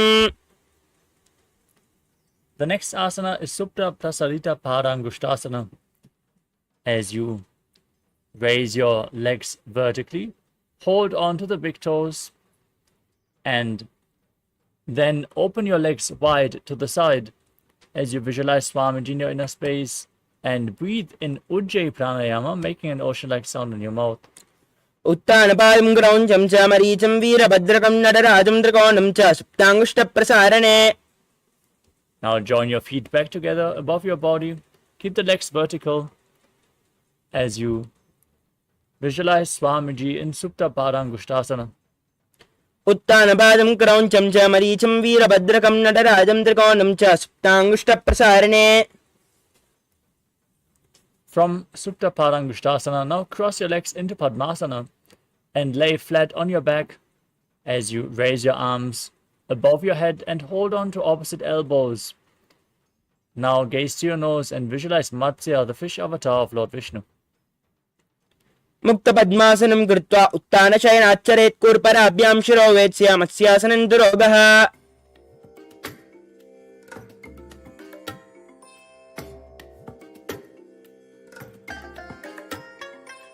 I bless you all. Let you all open all your three eyes and manifest the powers of Mahasadashiva. Om Nithyananda Paramashivoham. Om Nithyananda Paramashivoham. Om Nithyananda Paramashivoham. Om Nithyananda Paramashivoham. Yes, sorry for the technical glitch. We are back. Let us continue with the next asana of the sequence. Lay down on your back with your legs in Padmasana and your arms above your head as you place the back side of the right hand onto the left palm, palms facing up. As you visualize Lord Rama in your inner space, gaze at the tip of your nose in Parasharamasana.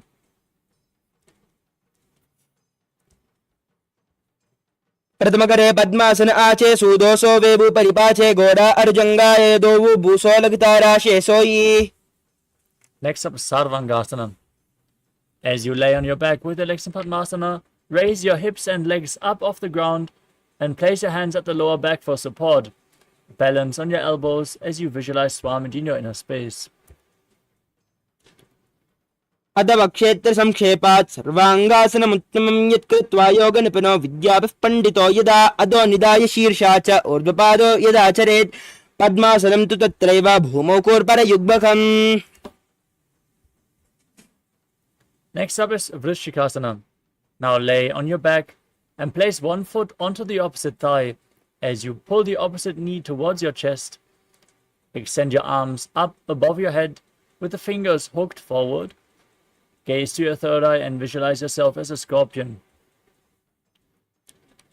प्रथमशयन सूदो शीशकेशकी संधि सुदाके. Now exchange the position of your feet. Repeat Vrishikasana on the other side. प्रथमशयन सूदो शीशकेशकी संधि सुदाके. The next asana is Vrishapadakshipasana. Lay down flat on your back and interlock your fingers behind your neck. As you lift both your legs off the ground, alternate pulling one knee in towards your chest back and forth as you visualize Swamiji and breathe calmly through your nose in Sahadra Kumbhaka. उत्तानशयनं कृत्वा अनुलम्बिः कन्दरां बद्ध्वा कूर्परो मिलित्वा नितम्बेन भूमिं स्पृष्ट्वा एकं पादं प्रसार्य एकेन पादेन सव्यदक्षिणं भ्रामयित्वा वृषभादक्षेपः भवति. Next up is Marottanasana. As you lay on your back, keep your hands next to the hips and lift your legs one by one, touching your ears with your knees as you visualize Swamiji in your inner space. शोत्तान संस्थित कृत्वा जानद्वयं पर्यायेन कर्णयोः संस्पृशेत् मरोत्तानं भवति. The next asana is Vrikasana. As you lay on your back, place your feet flat on the mat, and then stand up and lay back down again and again, visualizing yourself as a wolf. अथ उत्थानशयनं कृत्वा पातलाभ्यां भूमिं धृत्वा उत्तिष्ठेत् वृकासनं भवति.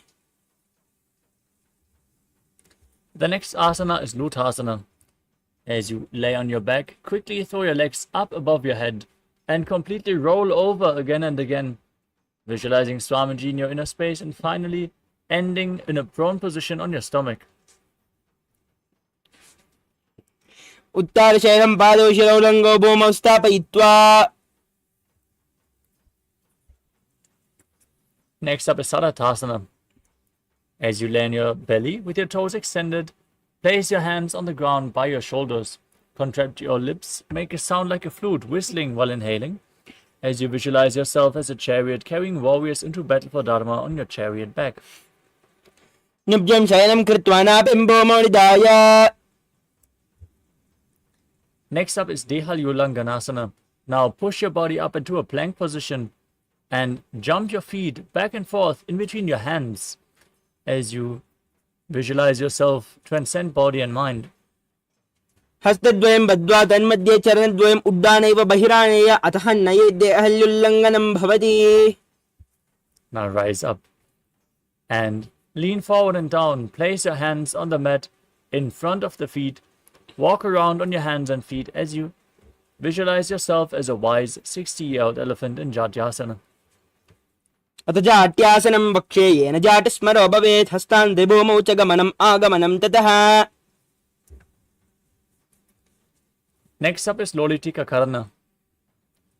As you stand with your knees bent, the heels together, toes pointing outwards, rise your arms up and bend your elbows. Rotate them around your body as you lean back and move your head in all directions.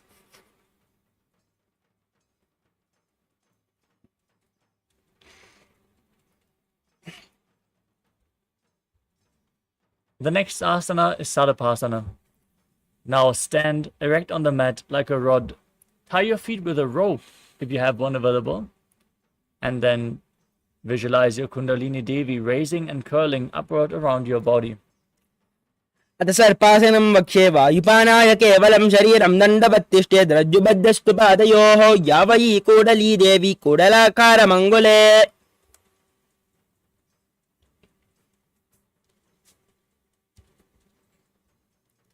The next asana is Ushta Saranasana. Now lean forward and down. Place the back of your hands on the ground and step your feet onto your fingers. As you walk around on the mat, visualizing yourself as a camel. मुष्टिकनिष्ठिका प्रदेशेन भूमौ निधाय उभयपातले संस्थाप्य उष्ट्रवत् उष्ट्रसाधनं भवति. Now from the same posture, hold your feet from the side and walk around on the mat, visualizing yourself as a horse in Ashvasana. मुष्टिकनिष्ठिका प्रदेशेन भूमौ निधाय उपरिपातले संस्थाप्य अश्ववत् शरीरं चलनीयम् अश्वासनं भवति. The next asana is Kapota Nitakasana. Stand with your feet close together and interlock your fingers behind in Padusha Mudra, pulling your hands down towards your calves as you lean back. Tilt your head back, open up your chest widely. Visualize yourself as a soaring bird diving. पातले भूमौ निधाय पृष्ठभागेन हस्तौ जङ्घापर्यन्तं नीत्वा कपोतनिटकं भवति. Next up is Thala Pushpaputam Karana. Now stand in Arimandi posture with the heels together, toes pointing outwards and your knees bent. Join your hands in Namaskara Mudra and bow down to one side as you open up the palms and raise the respective heel. Now visualize yourself holding a bouquet of flowers and offering it to Paramashiva.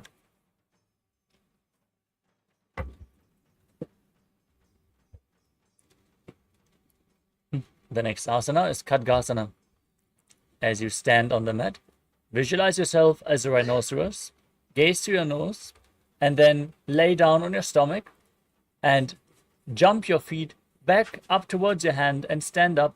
Join your hands in Namaskara Mudra in front, symbolizing the horn of the rhinoceros.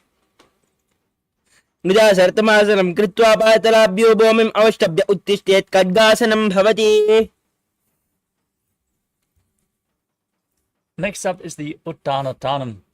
You can hold weights if you want to intensify this asana. As you sit down all the way or as low as you can towards the ground and stand back up again and again, gaze to your nose and visualize Swamiji in your inner space. पुनः पुनः उत्तातव्यम् आसितव्यम् इति उत्तानोत्तानं भवति. Next up is Musalasana. Now raise your hands up and jump repeatedly as you visualize yourself as a mace.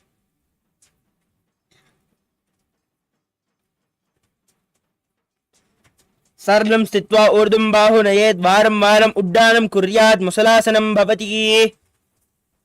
Next up is Utshirshakasana. Now take one foot and pull it up against your chest as you sit down and stand back up with the opposite leg, alternating on both sides again and again as you visualize Swamiji in your inner space. हस्तद्वयेन धृत्वा तिष्ठेत्.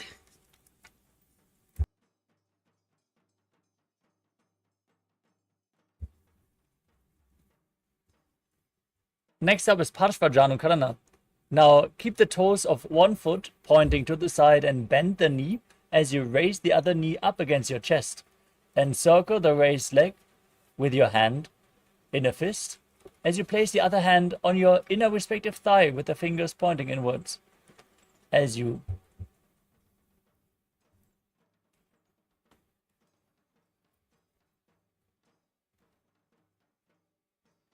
Let's move on to Tandavasana.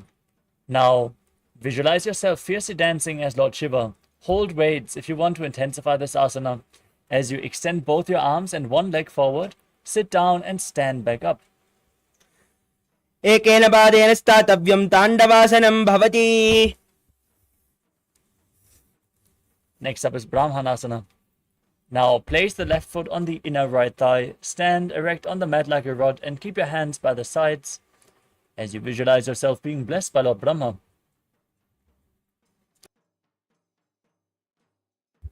ब्राह्मणासनमावक्ष्ये यत् कृत्वा ब्राह्मणो भवेत्.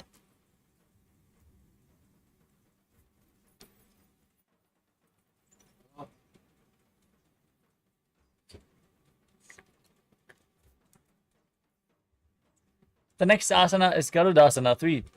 Now stand tall and wrap the left leg over and around the right knee.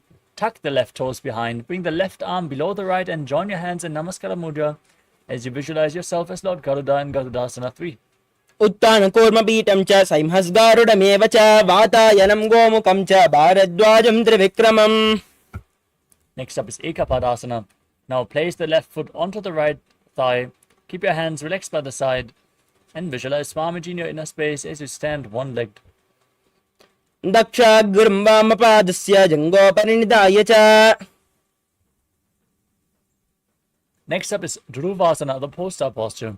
Now hold on to the left big toe and extend the leg out to the side as you rotate quickly on the standing leg, visualizing yourself as the North Pole star. एकेन हस्तेन दण्डरूपस्य एकस्य पादस्याग्रं धृत्वा इतरपादं भूमौ निधाय त्वरया ब्राह्मणं कर्तव्यं ध्रुवासनं भवति. Next up is Trivikramasana. Now raise the left foot behind your neck and stand tall on the mat. Perform the three steps of Lord Vishnu. Visualize Lord Vishnu in your inner space. ग्रीवायां पादं संस्थाप्य स्थातव्यम् उत्तातव्यं त्रिविक्रमासनं भवति. Now repeat Parshvajanukarana on the other side. Pull the other knee against your chest. Keep the hand in a fist.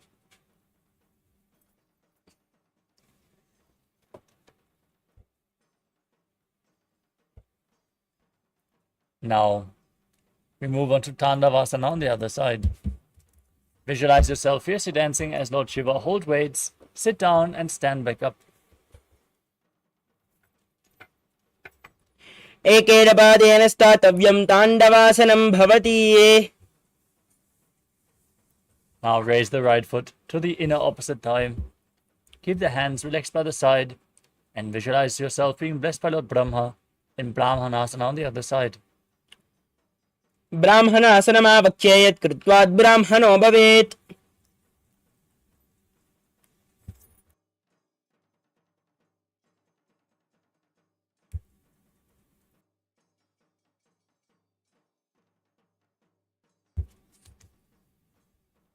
Now repeat Garudasana 3. Bring the right leg over top and behind the left, and bring the right arm below as you join your hands in Namaskara Mudra and visualize yourself as Lord Garuda.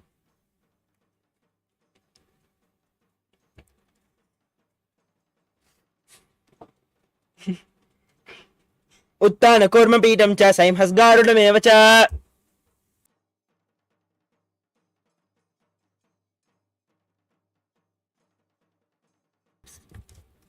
Now repeat Ekapadasana on the other side. Place the right foot onto the left thigh, hands by the side, visualize Swamiji. दक्षाग्रं वामपादस्य जङ्घोपरिनिधाय च Now repeat Dhruvasana, the post-up posture. Hold onto the right big toe as you extend the leg out to the side and rotate quickly on the standing leg.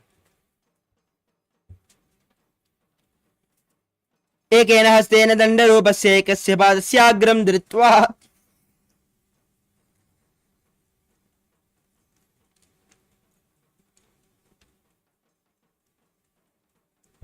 We move on to Triviknamasana on the other side. Now, pull the right leg behind your neck and stand tall and sit down and stand back up as you visualize Lord Vishnu in your inner space. ग्रीवायां पादं संस्थाप्य स्थातव्यम् उत्थातव्यं त्रिविक्रमासनं भवति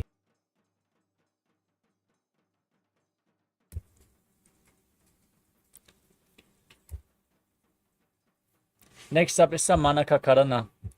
Now stand erect on the mat. Keep your heels together, toes slightly pointing outwards. Extend your hands away from the hips and point your fingers one by one in this natural position. Relax from this intense sequence of asanas. As we now move on to the final 100 asanas of this sequence, starting off with Gorak Anjali Asana. Now stand erect on the mat and start squatting down. Interlock your fingers behind as you bring the interlocked fingers towards your navel as you squat down all the way. Visualize the great sage Goraknath, founder of the Natha Yoga Hindu Sampradaya. Perform Jiva Chala Kumbhaka. Inhale all the way and move the retained prana up and down and through your limbs by the force of your will. प्रथमहि उभौ यबाहुरीनी च उपनिहो वे Next up is Kanchi Asana. As you insert your hands between the thighs and calves and wrap them around behind your butt with interlocked fingers. Visualize Swamiji in your inner space. Keep your chest upright.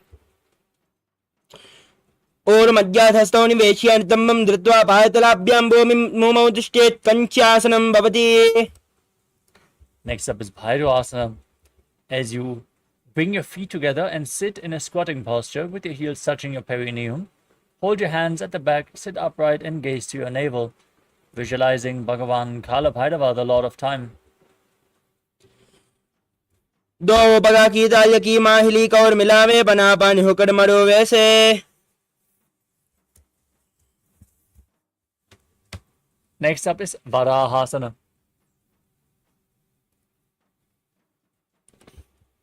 As you squat all the way down with your feet flat, keep your feet together, the toes apart, and join your hands in Anjali Mudra. Bring your hands behind your back with the fingers pointing downwards.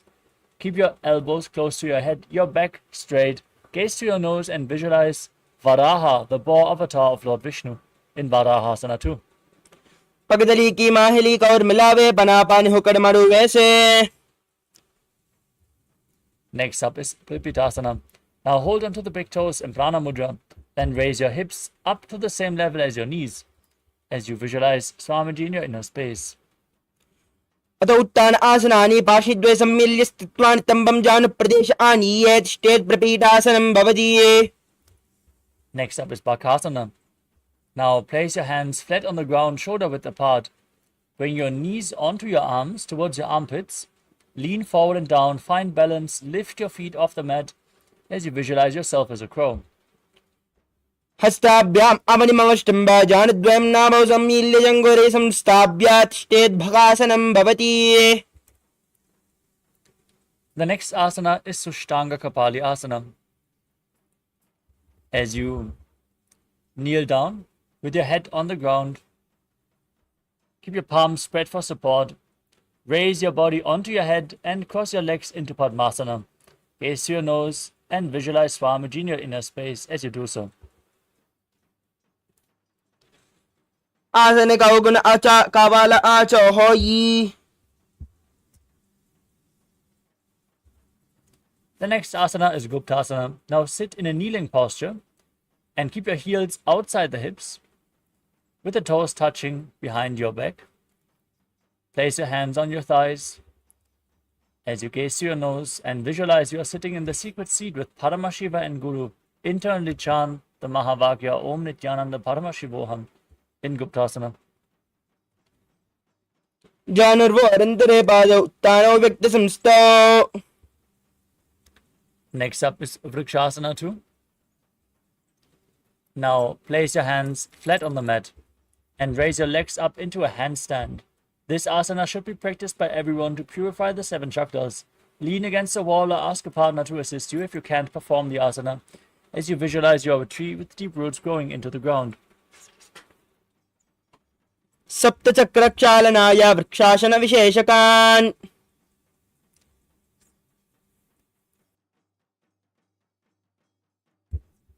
Next up is Shiva Asana. In the handstand position, now join your hands and feet closer together.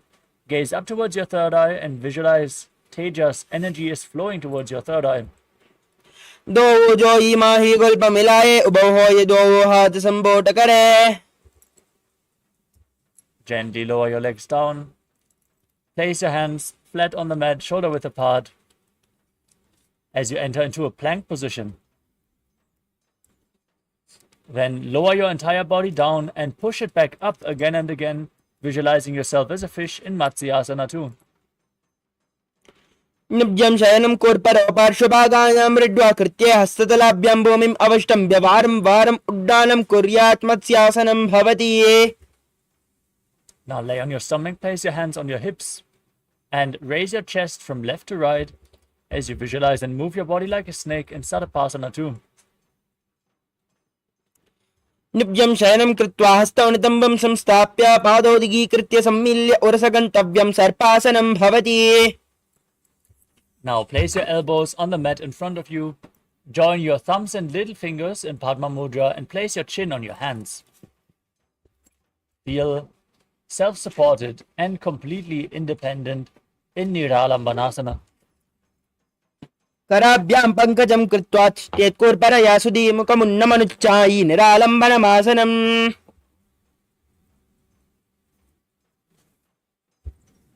The next asana is Chaturasana. Laying on your stomach. Now place your hands on the mat, bend your knees to bring the feet up, and then straighten your arms to push your upper back closer towards the feet. Tilt your head back and visualize yourself as an umbrella, protecting your Guru from the sun rays.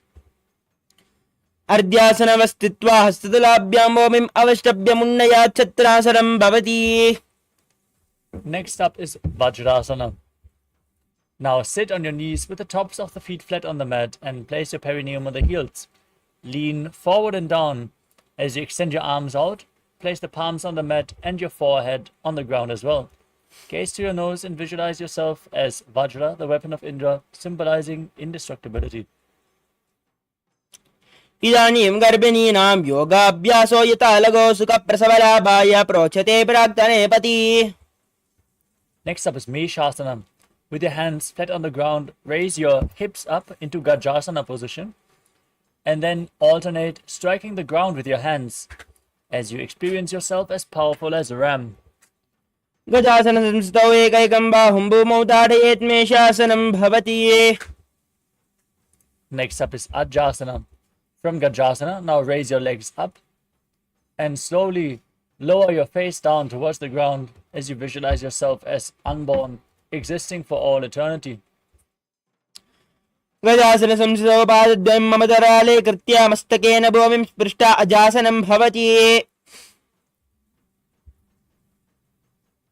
Next up is Dhanantarasana. Now sit in a kneeling posture.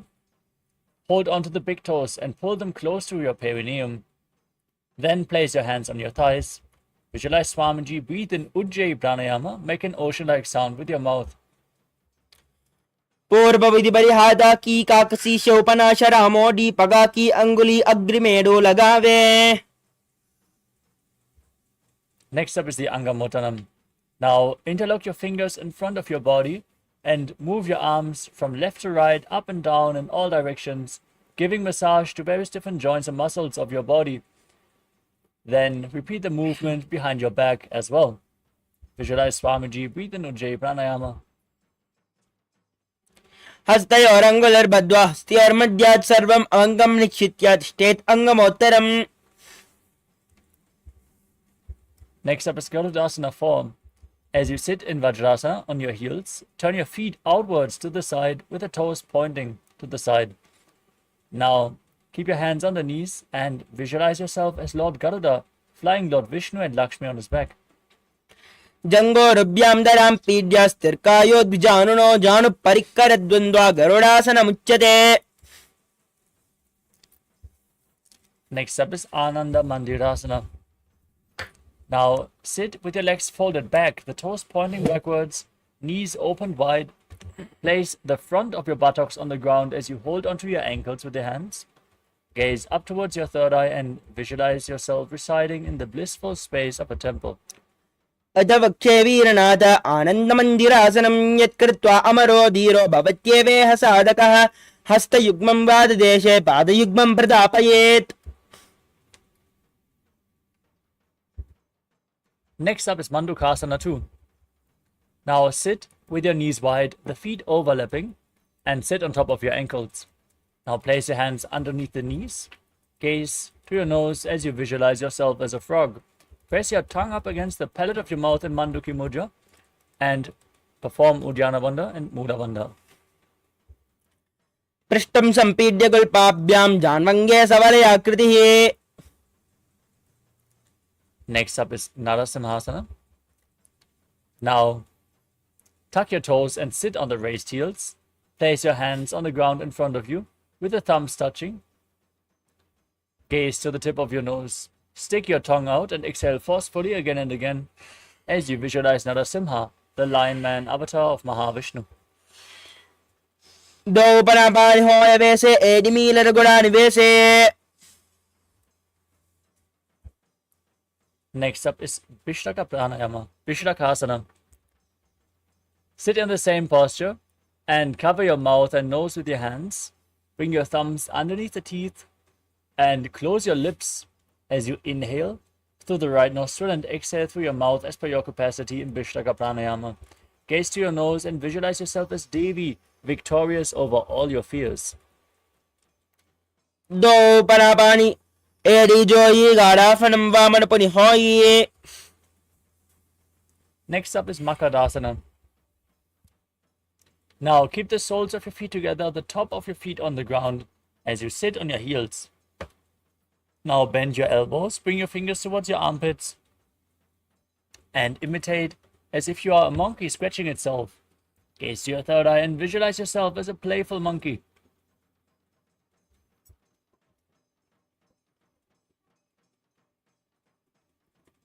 दो भगदली संबुडाने तिनकी पृष्ठभूमि परिडाने मूलद्वार एड्यां बरगावे मोड़ा हाथ ऊंचा ठहरावे.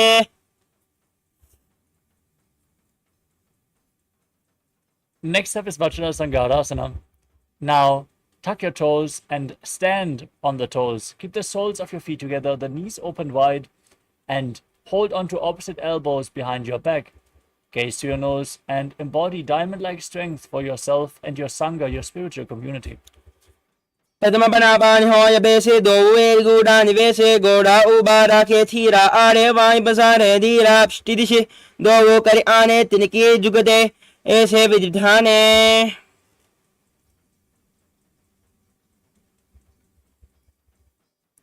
Next up is Kanjanasana. As you keep your toes down, cross your ankles behind and sit on your heels. Place your palms on the mat to the side of you. Gaze to the nose and visualize perfect health beyond any and all physical or mental ailments as you engage Uddiyana Bandha and Mula Bandha. कञ्जनासनमावक्षे यत्कृत्वा सुस्थिरो भवेत् पृष्ठे पादद्वयं बद्ध्वा हस्तो भूमौ प्रधारयेत् भूमौ हस्तद्वयं नाथ पातयित्वा निदं पिबेत् पृष्ठे पादद्वयं बद्ध्वा कञ्जनाने जयी भवेत्. Next up is Kurmasana. Maintain the same posture but place your hands on the knees. Make your upper body and neck stiff like the shell of a turtle as you gaze to your nose and visualize yourself as a turtle with a stable body and mind to live for hundreds of years. गुल्पौ दुवशनस्यादौ वित्क्रमेण समाहितौ ऋजुकाय शिरोग्रीवं कूर्मासनमिति ऋतम्. Maintain the same posture but relax your upper back and neck. Keep the hands on the knees, gaze to your nose, visualize Swamiji in Yogasana. गूढं नियम्य गुल्पाभ्यां वित्क्रमेण समाहितः योगासनं भवेदेति इति योगविदो विदुः. Next up is Vijyogasana. Now stand on your knees and cross your ankles behind. Now place your feet near the opposite knee and hold your calves with the fingers inside and the thumbs outside as you gaze up towards your third eye and visualize the space of eternal oneness Advaita with your Guru. गौड़म मामनो अबोहो ई गौड़ा आधारा केदो ई दचपात की पानी रहावे पनोवाम Gowda दिग्ल्यावे. Next up is Ushtrasana 2. In a kneeling position, bend backwards and hold your ankles with your hands. Keep the top of the feet flat on the mat and push your hips forward as you lean back. Tilt your head back. Visualize yourself as a camel. मेरुदण्डग्रन्थिदाढ्यः संविपातय इषुःपमान् कपोतोष्ट्रासनाभ्यासं कुर्यान्वितहितासनः. Next up is Chatyasana 2. With your heels together and the hands on the soles of the feet, slowly lean back. Bring your elbows down to the mat, followed by the back of your head. Gaze to your nose as you experience yourself as a lotus blooming. दो AD संबुड़ करे सोले मूल द्वारी दरी दरे पना पानी हुकड़ हो ये बेसे बहुरी पिष्टी दिश करे जो ऐसे. Next up is Viratasana. Now sit on your knees with the thighs and calves together. Lean back, touch your back to the ground and rise back up again and again. You can use the support of your hands if needed as you gaze to your nose and visualize the healing and liberation of all causal subtle forms of your body. जंगाप्ति भूमौ निधाय जंगोदरयोः ऊरुणी संस्थाप्य पृष्ठिपं संवारं वारं स्पृशेत् विराटासनं भवति. Next up is Kapotasana. From Viratasana, raise your hips higher. Bring your forearms on the mat, arms over top of the shoulder as you place your head on the ground in between the feet of if you can, as you visualize yourself as a beautiful dove. मेरुदण्डग्रन्थिदाढ्यः संविपातय इषुःपमान् कपोतोष्ट्रासनाभ्यासं कुर्यान्वितहितासनः.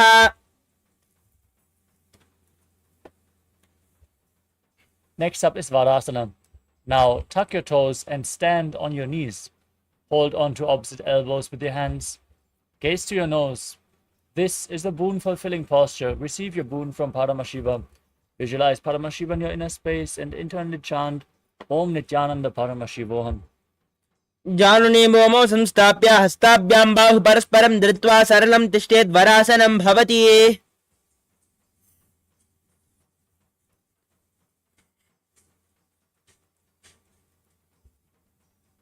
The next asana is Varahasana 2. Now keep your knees together, the toes tucked. Lean forward, bring your elbows to the mat, with your hands holding your head as you place your perineum on your heels. Now visualize yourself as a boar, one of the 10 incarnations of Mahavishnu, in Varahasana 2. As you breathe in Ujjayi Pranayama, make an ocean-like sound with your mouth. सूर्यं चन्द्रं वेदनानि कथयन्ते कूर्परो भूमौ स्थापयित्वा. Next up is Mundasana. From the kneeling position, now place your forearms on the ground, shoulder width apart. Hold. Interlock your fingers. Place your head on the mat and hold it with your hands. As you walk your feet forward, raise your hips and lift your legs up into a headstand posture. Now calmly breathe through your nose in Sahajra Kumbhaka and visualize yourself as a lopped tree. अधो मुण्डासनं वक्षे सर्वेषां प्राणिनां सुखं ऊर्ध्वमार्गे पदे दत्त्वा धारयन्मारुतं सिरेः सर्वासनं श्रेष्ठं हि ऊर्ध्वपादौ यदाचरेत् तदैव महतं सद्यं ददाति वायवीकला. Gently lower your legs down. Come to a kneeling posture. The feet flat on the mat. Lean forward and down and bring your head in between the knees. Hold on to your head with your hands. Keep the elbows outside the knees. As you inhale through your nose in Sahajra Kumbhaka and exhale through your mouth in this asana. Gaze to your nose. Visualize Swamiji in Andhasana. प्रथम पगतली समडेरावे कोरमाहिले उभय मिलावे पना पानी हुकड़ कर बेसे दो वेड़ गूढ़ा निवेसे. Next up is Viparita Shalabhasana. Lay down flat on your stomach and keep your arms above the head. Hold on to weights if you want to intensify this asana. As you then lift your legs, arms and chest off the ground and visualize yourself as a locust. शलभासन भेदाश्च नाथ भेरुण्ड नामके गन्ध भेरुण्ड शैते शीर्षदण्डासनं तथा. Now place your hands next to the hips, palms facing down. Place your forehead on the mat and lift your legs up together as you visualize yourself as a skull representing the mind with purified thoughts and the strong will to attain enlightenment in Kapalasana, the skull posture. कपालं भूमौ निधाय ऊर्ध्वं पादौ नयेत् कपालासनं भवति.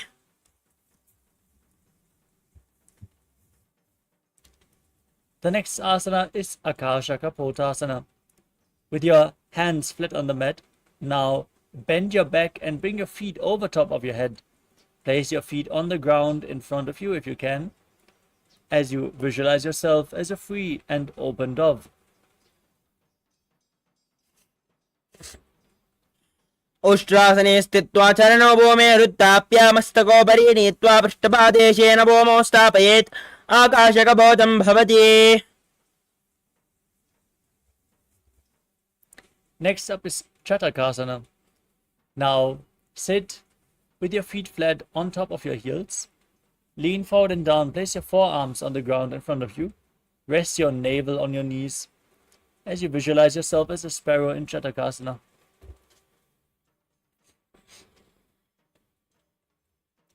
कोर्परापर्यन्तौ हस्तौ धरामवष्टभ्य जानुनीनाभौ सङ्कुच्य तिष्ठेतं जटकासनं भवति. We move on to Vrishikasana too.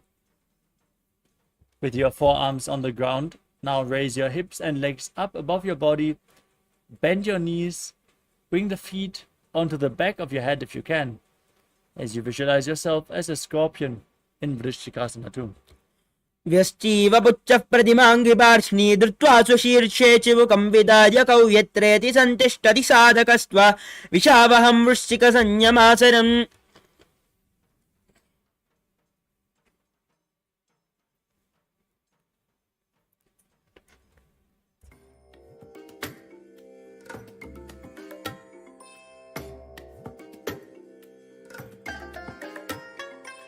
I bless you all.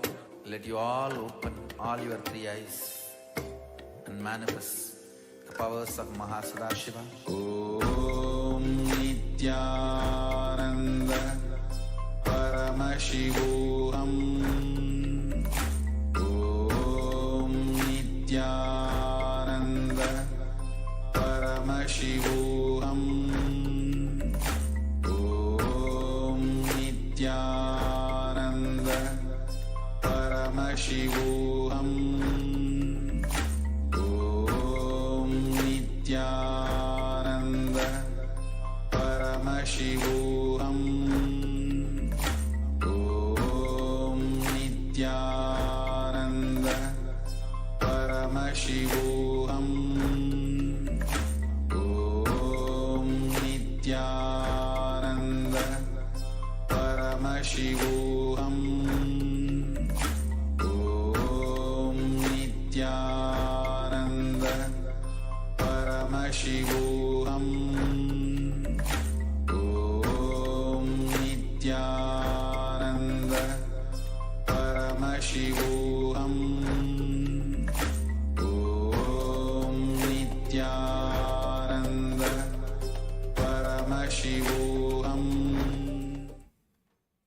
Yes, sorry for the technical glitch. We are back. I hope we are audible for everyone. Let us now move on with the next asana of the sequence, which is Vrishasana. Now, place your perineum onto the right heel as you keep the left foot outside the hip, with the toes pointing to the side. Place your hands in front of the knees. Visualize yourself as a bull. And breathe in Antarangaka Kumbhaka. Forcefully inhale through your nose. Hold your breath for a short while. And then again slowly exhale through your nose. Yamagulpe padamule vamabhage padetaram.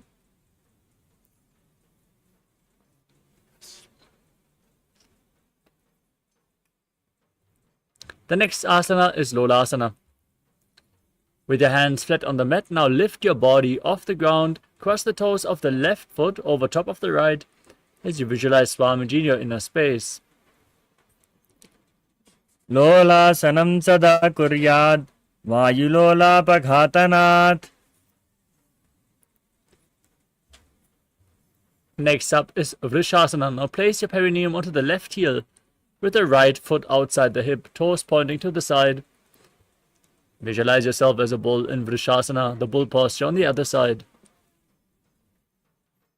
Yamagulpe padamule vamabhage padetaram.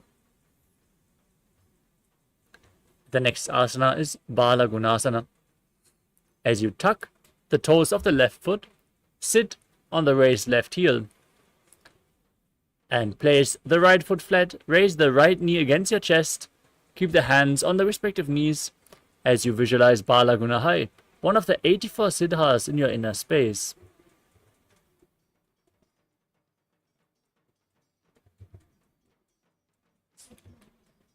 Asana kaugana jalabikar jayi. Next up is Grahasana. Now squat with your feet flat on the mat, and then bring your elbows under your thighs, wrap your hands around the shins, and hold your feet from the outside as you visualize yourself as the entire planet.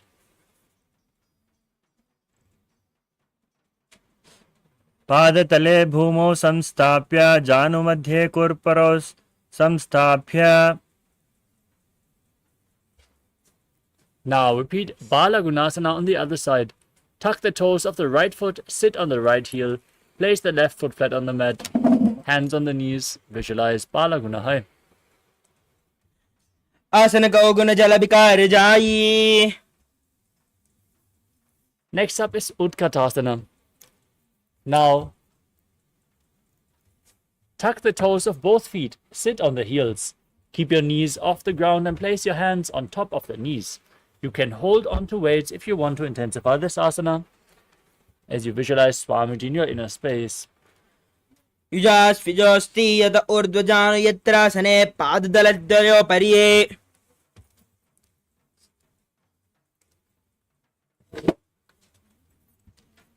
Next up is Vajra Sangharasana 2. As you sit with the heels raised, the soles of the feet together, the knees opened wide. Hold on to opposite elbows behind your back. Visualize Swamiji in your inner space. Pratama panapani ho yadese do vedi godani vese goda obara ketiya ade vai pasare dira. Next up is Anilasana. From a squatting posture, place your hands flat on the mat and step your heels onto your hands. Squat down all the way. Keep your arms straight as you gaze to your nose and visualize you are able to consume and live off of air alone. Do hat bhumi parirane kahuni jadi na bilang ane.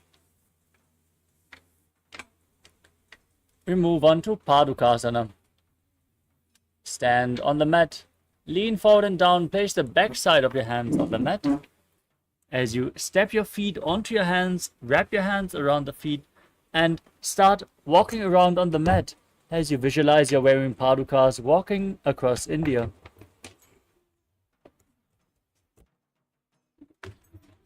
हस्ततलयोः पादतले कृत्वा तिष्ठेत् गच्छेत् पादुकासनं भवति. Next up is Kukkutodhanasana. With your palms flat on the mat. Now kick your legs up and let them fall back down again and again. As you visualize yourself as a rooster, don't forget to breathe in Antarangaka Kumbhaka. हस्ततले वोमो कृत्वा पादतले च ऊर्ध्वं मुण्डानं कृत्वा भूमौ पतेत् इत्थं पुनः पुनः कुर्यात् कुक्कुटोड्डानं भवति. The next asana is Viparita Nrityasana. As you place your hands on the mat, raise your legs upwards into a handstand and move around on two hands dancing. Feel yourself become free of all inhibitions.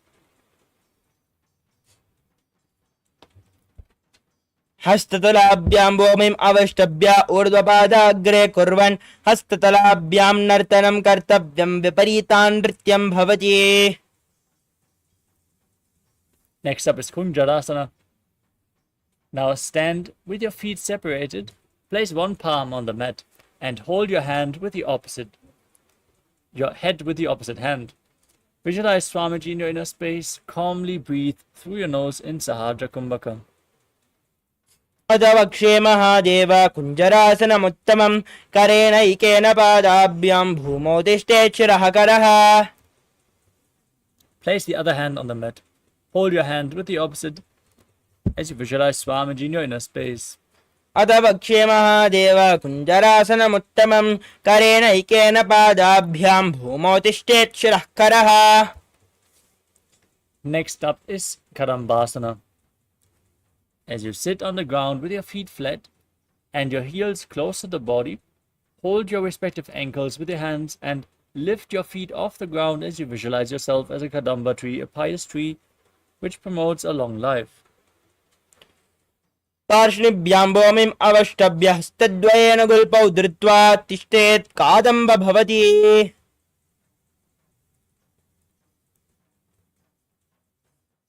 Next up is Pavana Muktasana. Sit with the feet flat, heels close to your body, and pull your knees against your chest with your arms as you visualize any excess vata is being released or balanced within your system. द्वयोस्तु पादयोः पाणिं लात्वा स्वस्वनितम्बके जानुनि वक्षसे साधुर्बभ्रति करबन्धने एवं विधा स्थितिर्यत्र तत्र वायुमुक्तासनम्.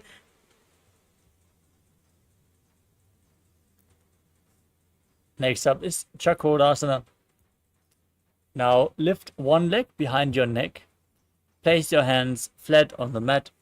As you extend the opposite leg and lift your entire body off the ground, balance above ground as you visualize yourself as a powerful source of energy.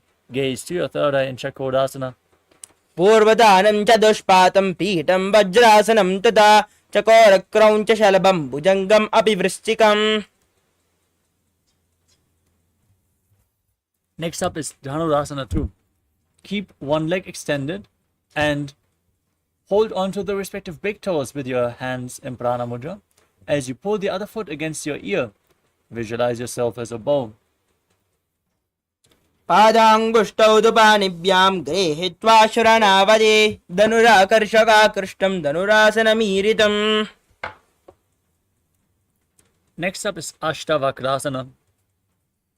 As you lift the left leg over top of the left shoulder, hook the right foot over the left foot, extend your legs out to the side, lean forward, find balance and lift your body off the ground as you visualize yourself as a flying crane. वासिष्ठमतकौण्डिन्यं मूर्ध्वकुक्कुटमेव च अष्टावक्रमदोत्तानं मयूरं सेतुबन्धनम्.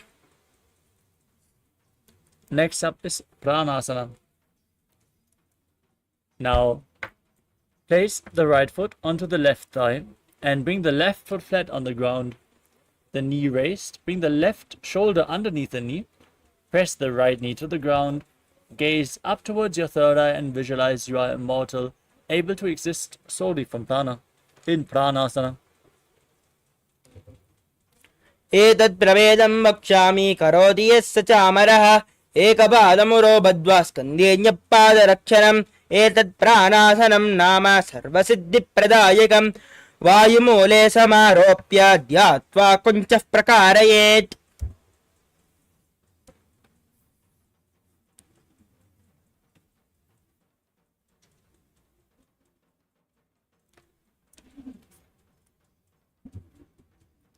Next up is Parshvamatsyendrasana. As you place the right foot at the root of the left thigh, and then the left leg by the side of the right knee, twist your body around the raised knee and bring the arm below as you interlock the fingers behind your back. Gaze to your third eye. Visualize the great sage and yogi Matsyendranath in Parshvamatsyendrasana. वामोर्मूलार्पितदक्षपादो जान्मोर्बहिर्वेष्टितदक्षदोष्णा प्रगृह्यतिष्ठेत् परिवर्तिताङ्गः श्रीमत्स्यनाथोदितमासनं स्यात् मत्स्येन्द्रपीठं जलप्रदीप्तिं प्रचण्डरुक्मण्डलकण्डनास्त्रम् अभ्यासितः कुण्डलिनी प्रबोधं दण्डस्फिरध्वं हि ददाति पुंसाम्.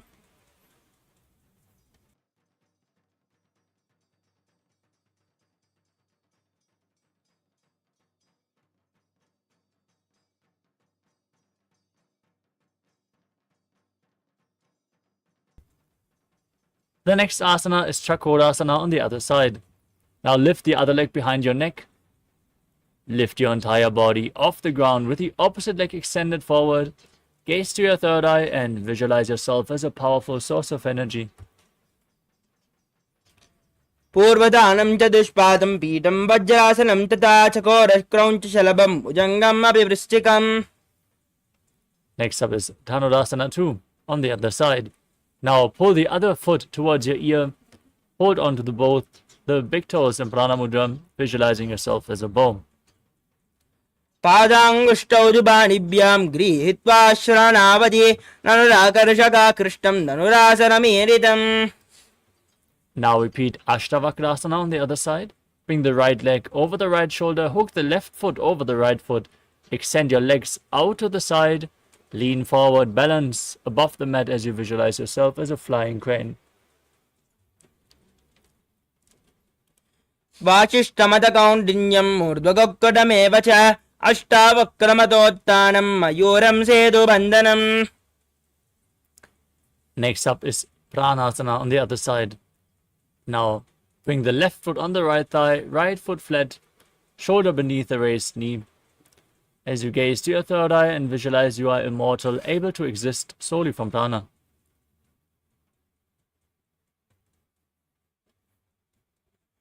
एतत् प्रभेदं वक्ष्यामि करोति यस्य च अमरः एकपादमुरौ बद्ध्वा स्कन्धेऽन्यपादरक्षणम् एतत् प्राणासनं नाम सर्वसिद्धिप्रदायकम् वायुमूले समारोप्य ध्यात्वा कुञ्चः प्रकारयेत्. Next up is Parshvamatsyendrasana. Now place the left foot on the right thigh and step the right foot over top of the left knee. Twist the left elbow outside of the raised knee. Bring your arm below. Interlock your fingers behind your back as you twist your spine. Gaze to your third eye and visualize the great sage and yogi Matsyendranath, the master of Hatha Yoga. वामोर्मूलार्पितदक्षपादो दान्वोर्बहिर्वेष्टितदक्षदोष्णा प्रगृह्यतिष्ठेत् परिवर्तिताङ्गः श्रीमत्स्यनाथोदितमासनं स्यात् मत्स्येन्द्रपीठं जडरप्रदीप्तिं प्रचण्डरुक्मण्डलकण्डनास्त्रम् अभ्यासितः कुण्डलिनी प्रबोधं दण्डस्फिरध्वं हि ददाति पुंसा. The next asana is Ardha Paschimottanasana.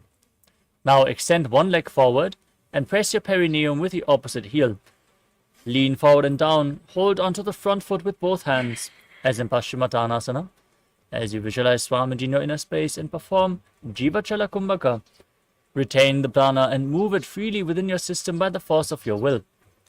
एकं पादं प्रसार्येकं पादस्य पार्श्विनाश्विने सम्पीड्य हस्तद्वयेन प्रसारितपादाङ्गुष्ठं धृत्वा जानुपरि मस्तकं न्यसेत् अर्धपश्चिमोत्थानं भवति. Next up is Kraunchasana. Now bring the left ankle outside the hip and hold on to the right foot with both hands as you extend your leg up in front of your face. Keep the knees straight and visualize yourself as a crane.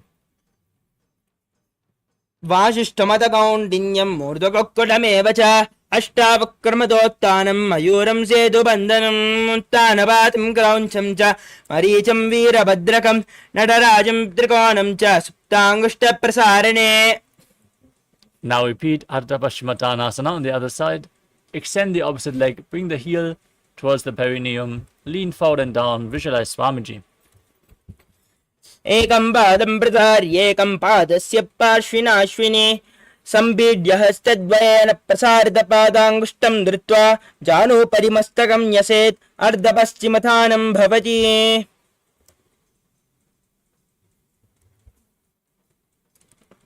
The next asana is Crown Shasana on the other side. Bring the right foot outside the hip, hold onto the left and extend it up in front of your face as you visualize yourself as a crane.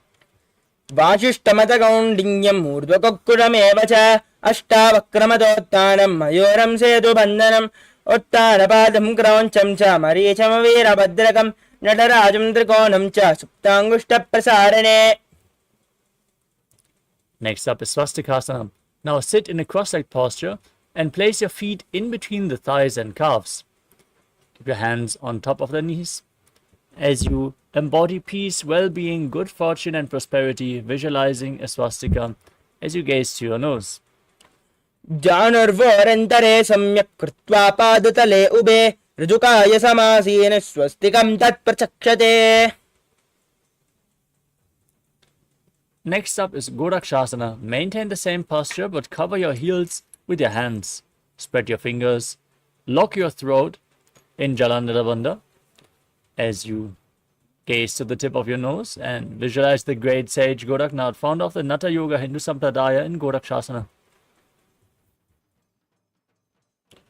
जानुर्वोरन्तरे पादौ तानो व्यक्तसंस्थौ गुल्पौ चाच्छाद्य हस्ताभ्यां तानाभ्यां प्रयत्नतः कण्ठसङ्कोचनं कृत्वा नासाग्रम् अवलोकयेत् गोरक्षासनमित्याहुर्योगीनां सिद्धकारणम्.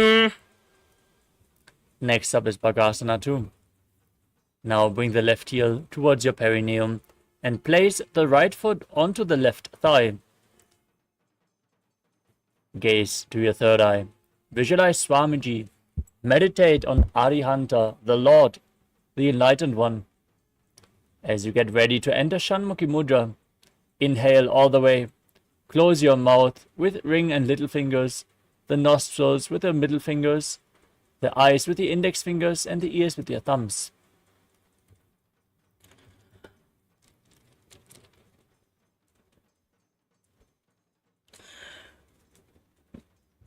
वामपार्श्वगुणं संस्थाप्य दक्षाग्रं वामजङ्गने.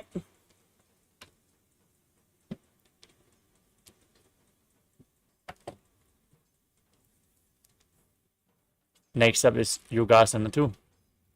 Now place your feet on top of opposite knees. Place your hands on the ground beside your body with the palms facing upwards. Place the back side of your hands on the ground. Gaze to your nose. Visualize Swamiji in your inner space. And breathe in Kakachancha Kumbhaka. Roll up your tongue and stick it out as you inhale through the rolled up tongue. In Yogasana 2. उत्तानौ चरणौ कृत्वा संस्थाप्योपरि जानुनौ आसनोपरि संस्थाप्य चोत्तानं करयुग्मकम्.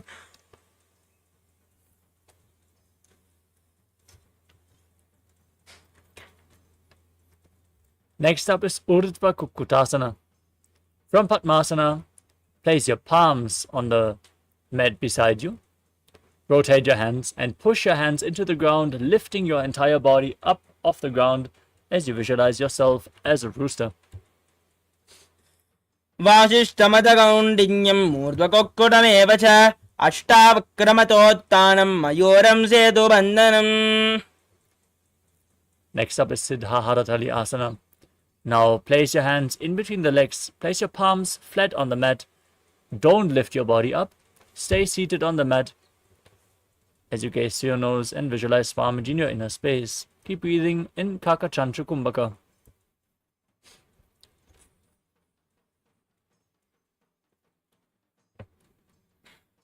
प्रथम पद्मासन को करे हस्तदो वो गोड़ासन दिदरे ube हथेली बोधरी राके पोचा गोड़ासन दिमाही दाके पिष्टि हथेली की है जानम आसन लगावे राखे ठानम नासा दृष्टि अचल ठहरावे सिद्ध हथेली नाम कहावे.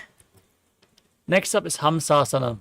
From the same posture, now push your hands into the mat, lift your body up, balance on your arms. As you visualize yourself as an elegant swan, breathe in Kakachantra Kumbhaka and gaze to your nose.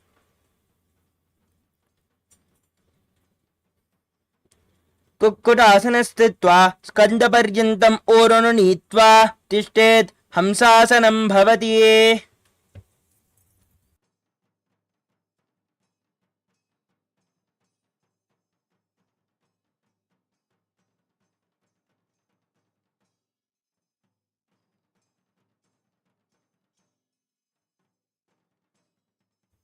Next up is Karmakasana.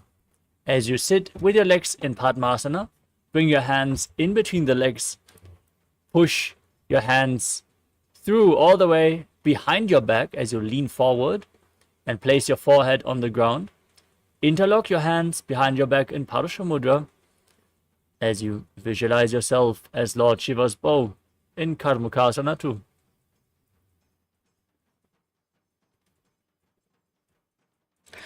प्रथम पद्मासन को करे गोड़ासन दिमाही करिदरे तरापहा दुसरी राके दो आन कोन्या उपरि समदिले ठाने.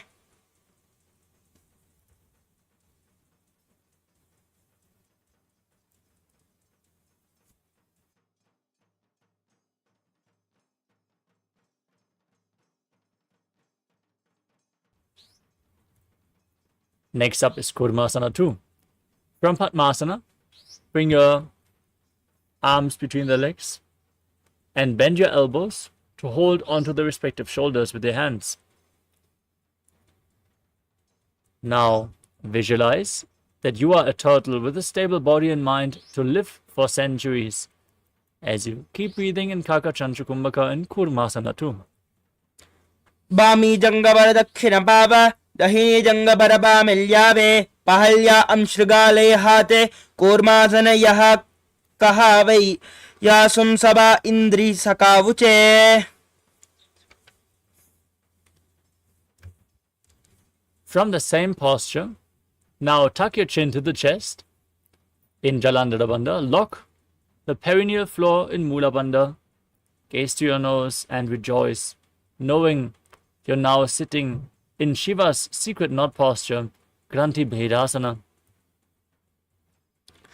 अथ वक्षे नीलकण्ठ ग्रन्थिभेदासनं शुभं न्यत्वा रुद्रोपवे क्षिप्रं सूक्ष्मवायुनिषेवनात् कृत्वा पद्मासनं मन्त्रे अङ्गुष्ठजङ्गयो हृदये करौ कूर्परापर्यन्तं विवेद्य स्कन्धधारणम्.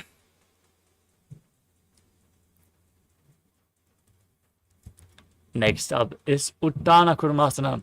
From the same posture, roll onto your back. Keep holding on to your shoulders with your hands as you embody a turtle laying on its back. Gaze to the tip of your nose. Breathe in Kakachantra Kumbhaka as you lock the perineal floor in Mula Bandha in Uttana Kurmasana.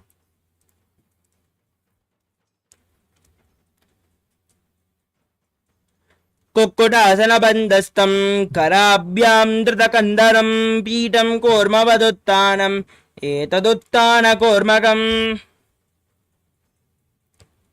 Now, kick yourself back up into a cross-legged posture. Sit in Padmasana. Now bring your hands in between the legs. Place one palm flat on the mat and hold its wrist with the other hand as you lift your body up on one arm, visualizing yourself as a rooster in Pangu Kukkutasana. कुक्कुटासनवच्चित्वा एकेन हस्तेन अन्यस्य मणिबन्धं धृत्वा हस्ततलेन भूमिम् अवष्टभ्य तिष्ठेत् पङ्गुकुक्कुटं भवति. Now place the other palm on the mat. Repeat Pangu Kukkutasana on the other side. Keep visualizing yourself as a rooster and breathe in Kagachanchukumbaka through the rolled up tongue. कुक्कुटासनवच्चित्वा एकेन हस्तेन अन्यस्य मणिबन्धं धृत्वा हस्ततलेन भूमिम् अवष्टभ्य तिष्ठेत् पङ्गुकुक्कुटं भवति. Next up is Gridasana. Sit in Padmasana. Place your elbows onto your toes. As you interlock your fingers in Parashamudra, rest your chin on your fingers and press your thumbs against your throat. Visualize you have gone beyond all greed and covetous in Gridasana.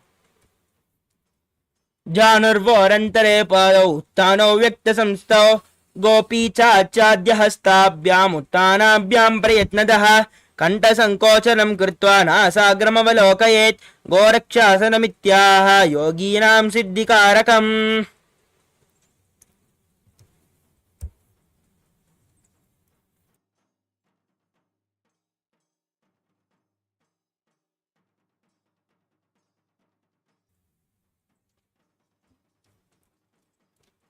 The next asana is Padmasana 3. As you sit in Padmasana, hold one hand with the other palms facing upwards in your lap. Now engage all three bandhas, Mahamudra Bandha, as you gaze to the tip of your nose and visualize Swamiji in your inner space. उत्थानौ चरणौ विधाय विधिवत् शक्तिस्थितौ व्योगिरात् उत्थान शवकरौ च शक्तियुगलन्तले.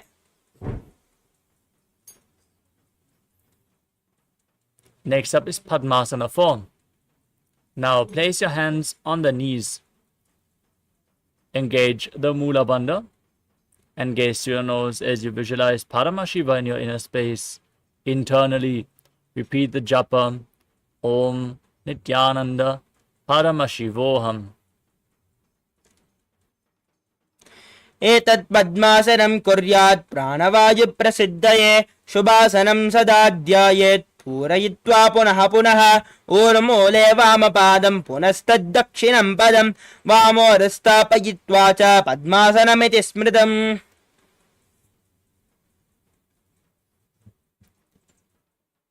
Next up is Karmukasana 2. Now keep one hand on the respective knee and hook the other hand around the respective big toe in Prana Mudra with index and middle fingers. Now move the big toe round and round in a circular motion as you visualize yourself as Paramashiva's bow. Then repeat the movement on the other side as well.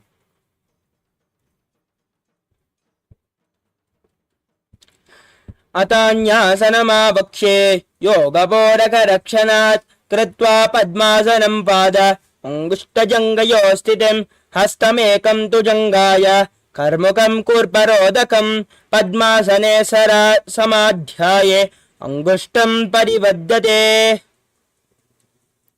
Next up is Karmukasana 3. Sitting in Padmasana. Now cross your arms behind your back and grab the big toes in Prana Mudra. Now gaze to the tip of your nose.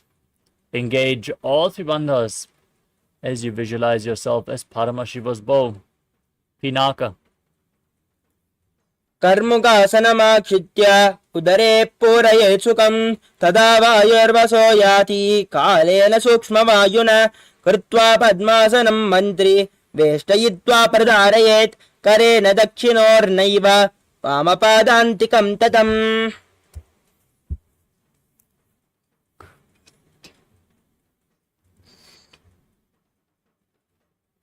The next asana is Dridhasana. Maintain the same posture. Raise your chest. Gaze upwards as you visualize that you are the action of Paramashiva's third eye, destroying anything you come across as you contract the perineal floor in Mula Bandha in Dridhasana.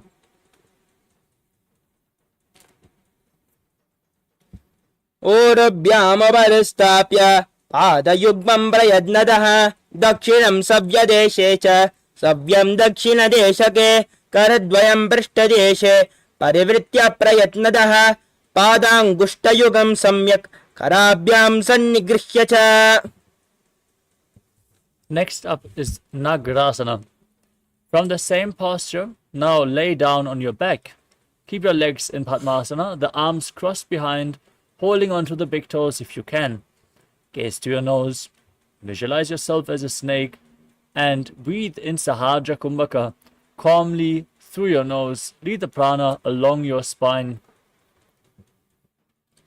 प्रथम पद्मासन कोटाने दो हाथ पांचाने आने पाद अंगोटा पगड़े आने सोवे कहुन्या कुल्या पानी गोड़ा जंग अग्र को दाशे मस्तंग को समसूदो राशे नासा अग्र दृष्टि को धरे नासा अग्र ऐसे विधि करे नासा रोग जुना राहे Vishali पिनसा Zoya. Now you can free your arms and legs. As you lay on your back, pull your knees up against your chest.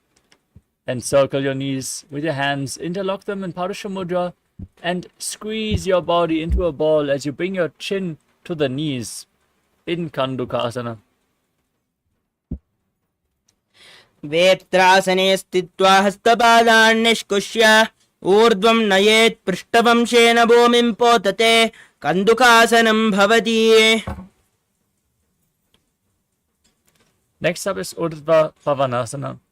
Now lay on your back with your knees raised, the feet flat.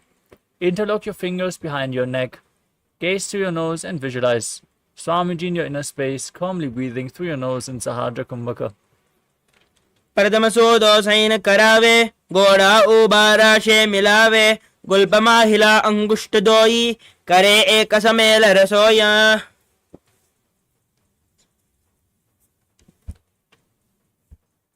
Now place your upturned palms underneath your heels.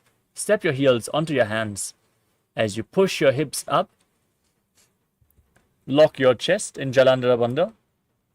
Breathe in Murcha Kumbhaka and visualize yourself as a powerful alpha ape in Marakata Pitasana.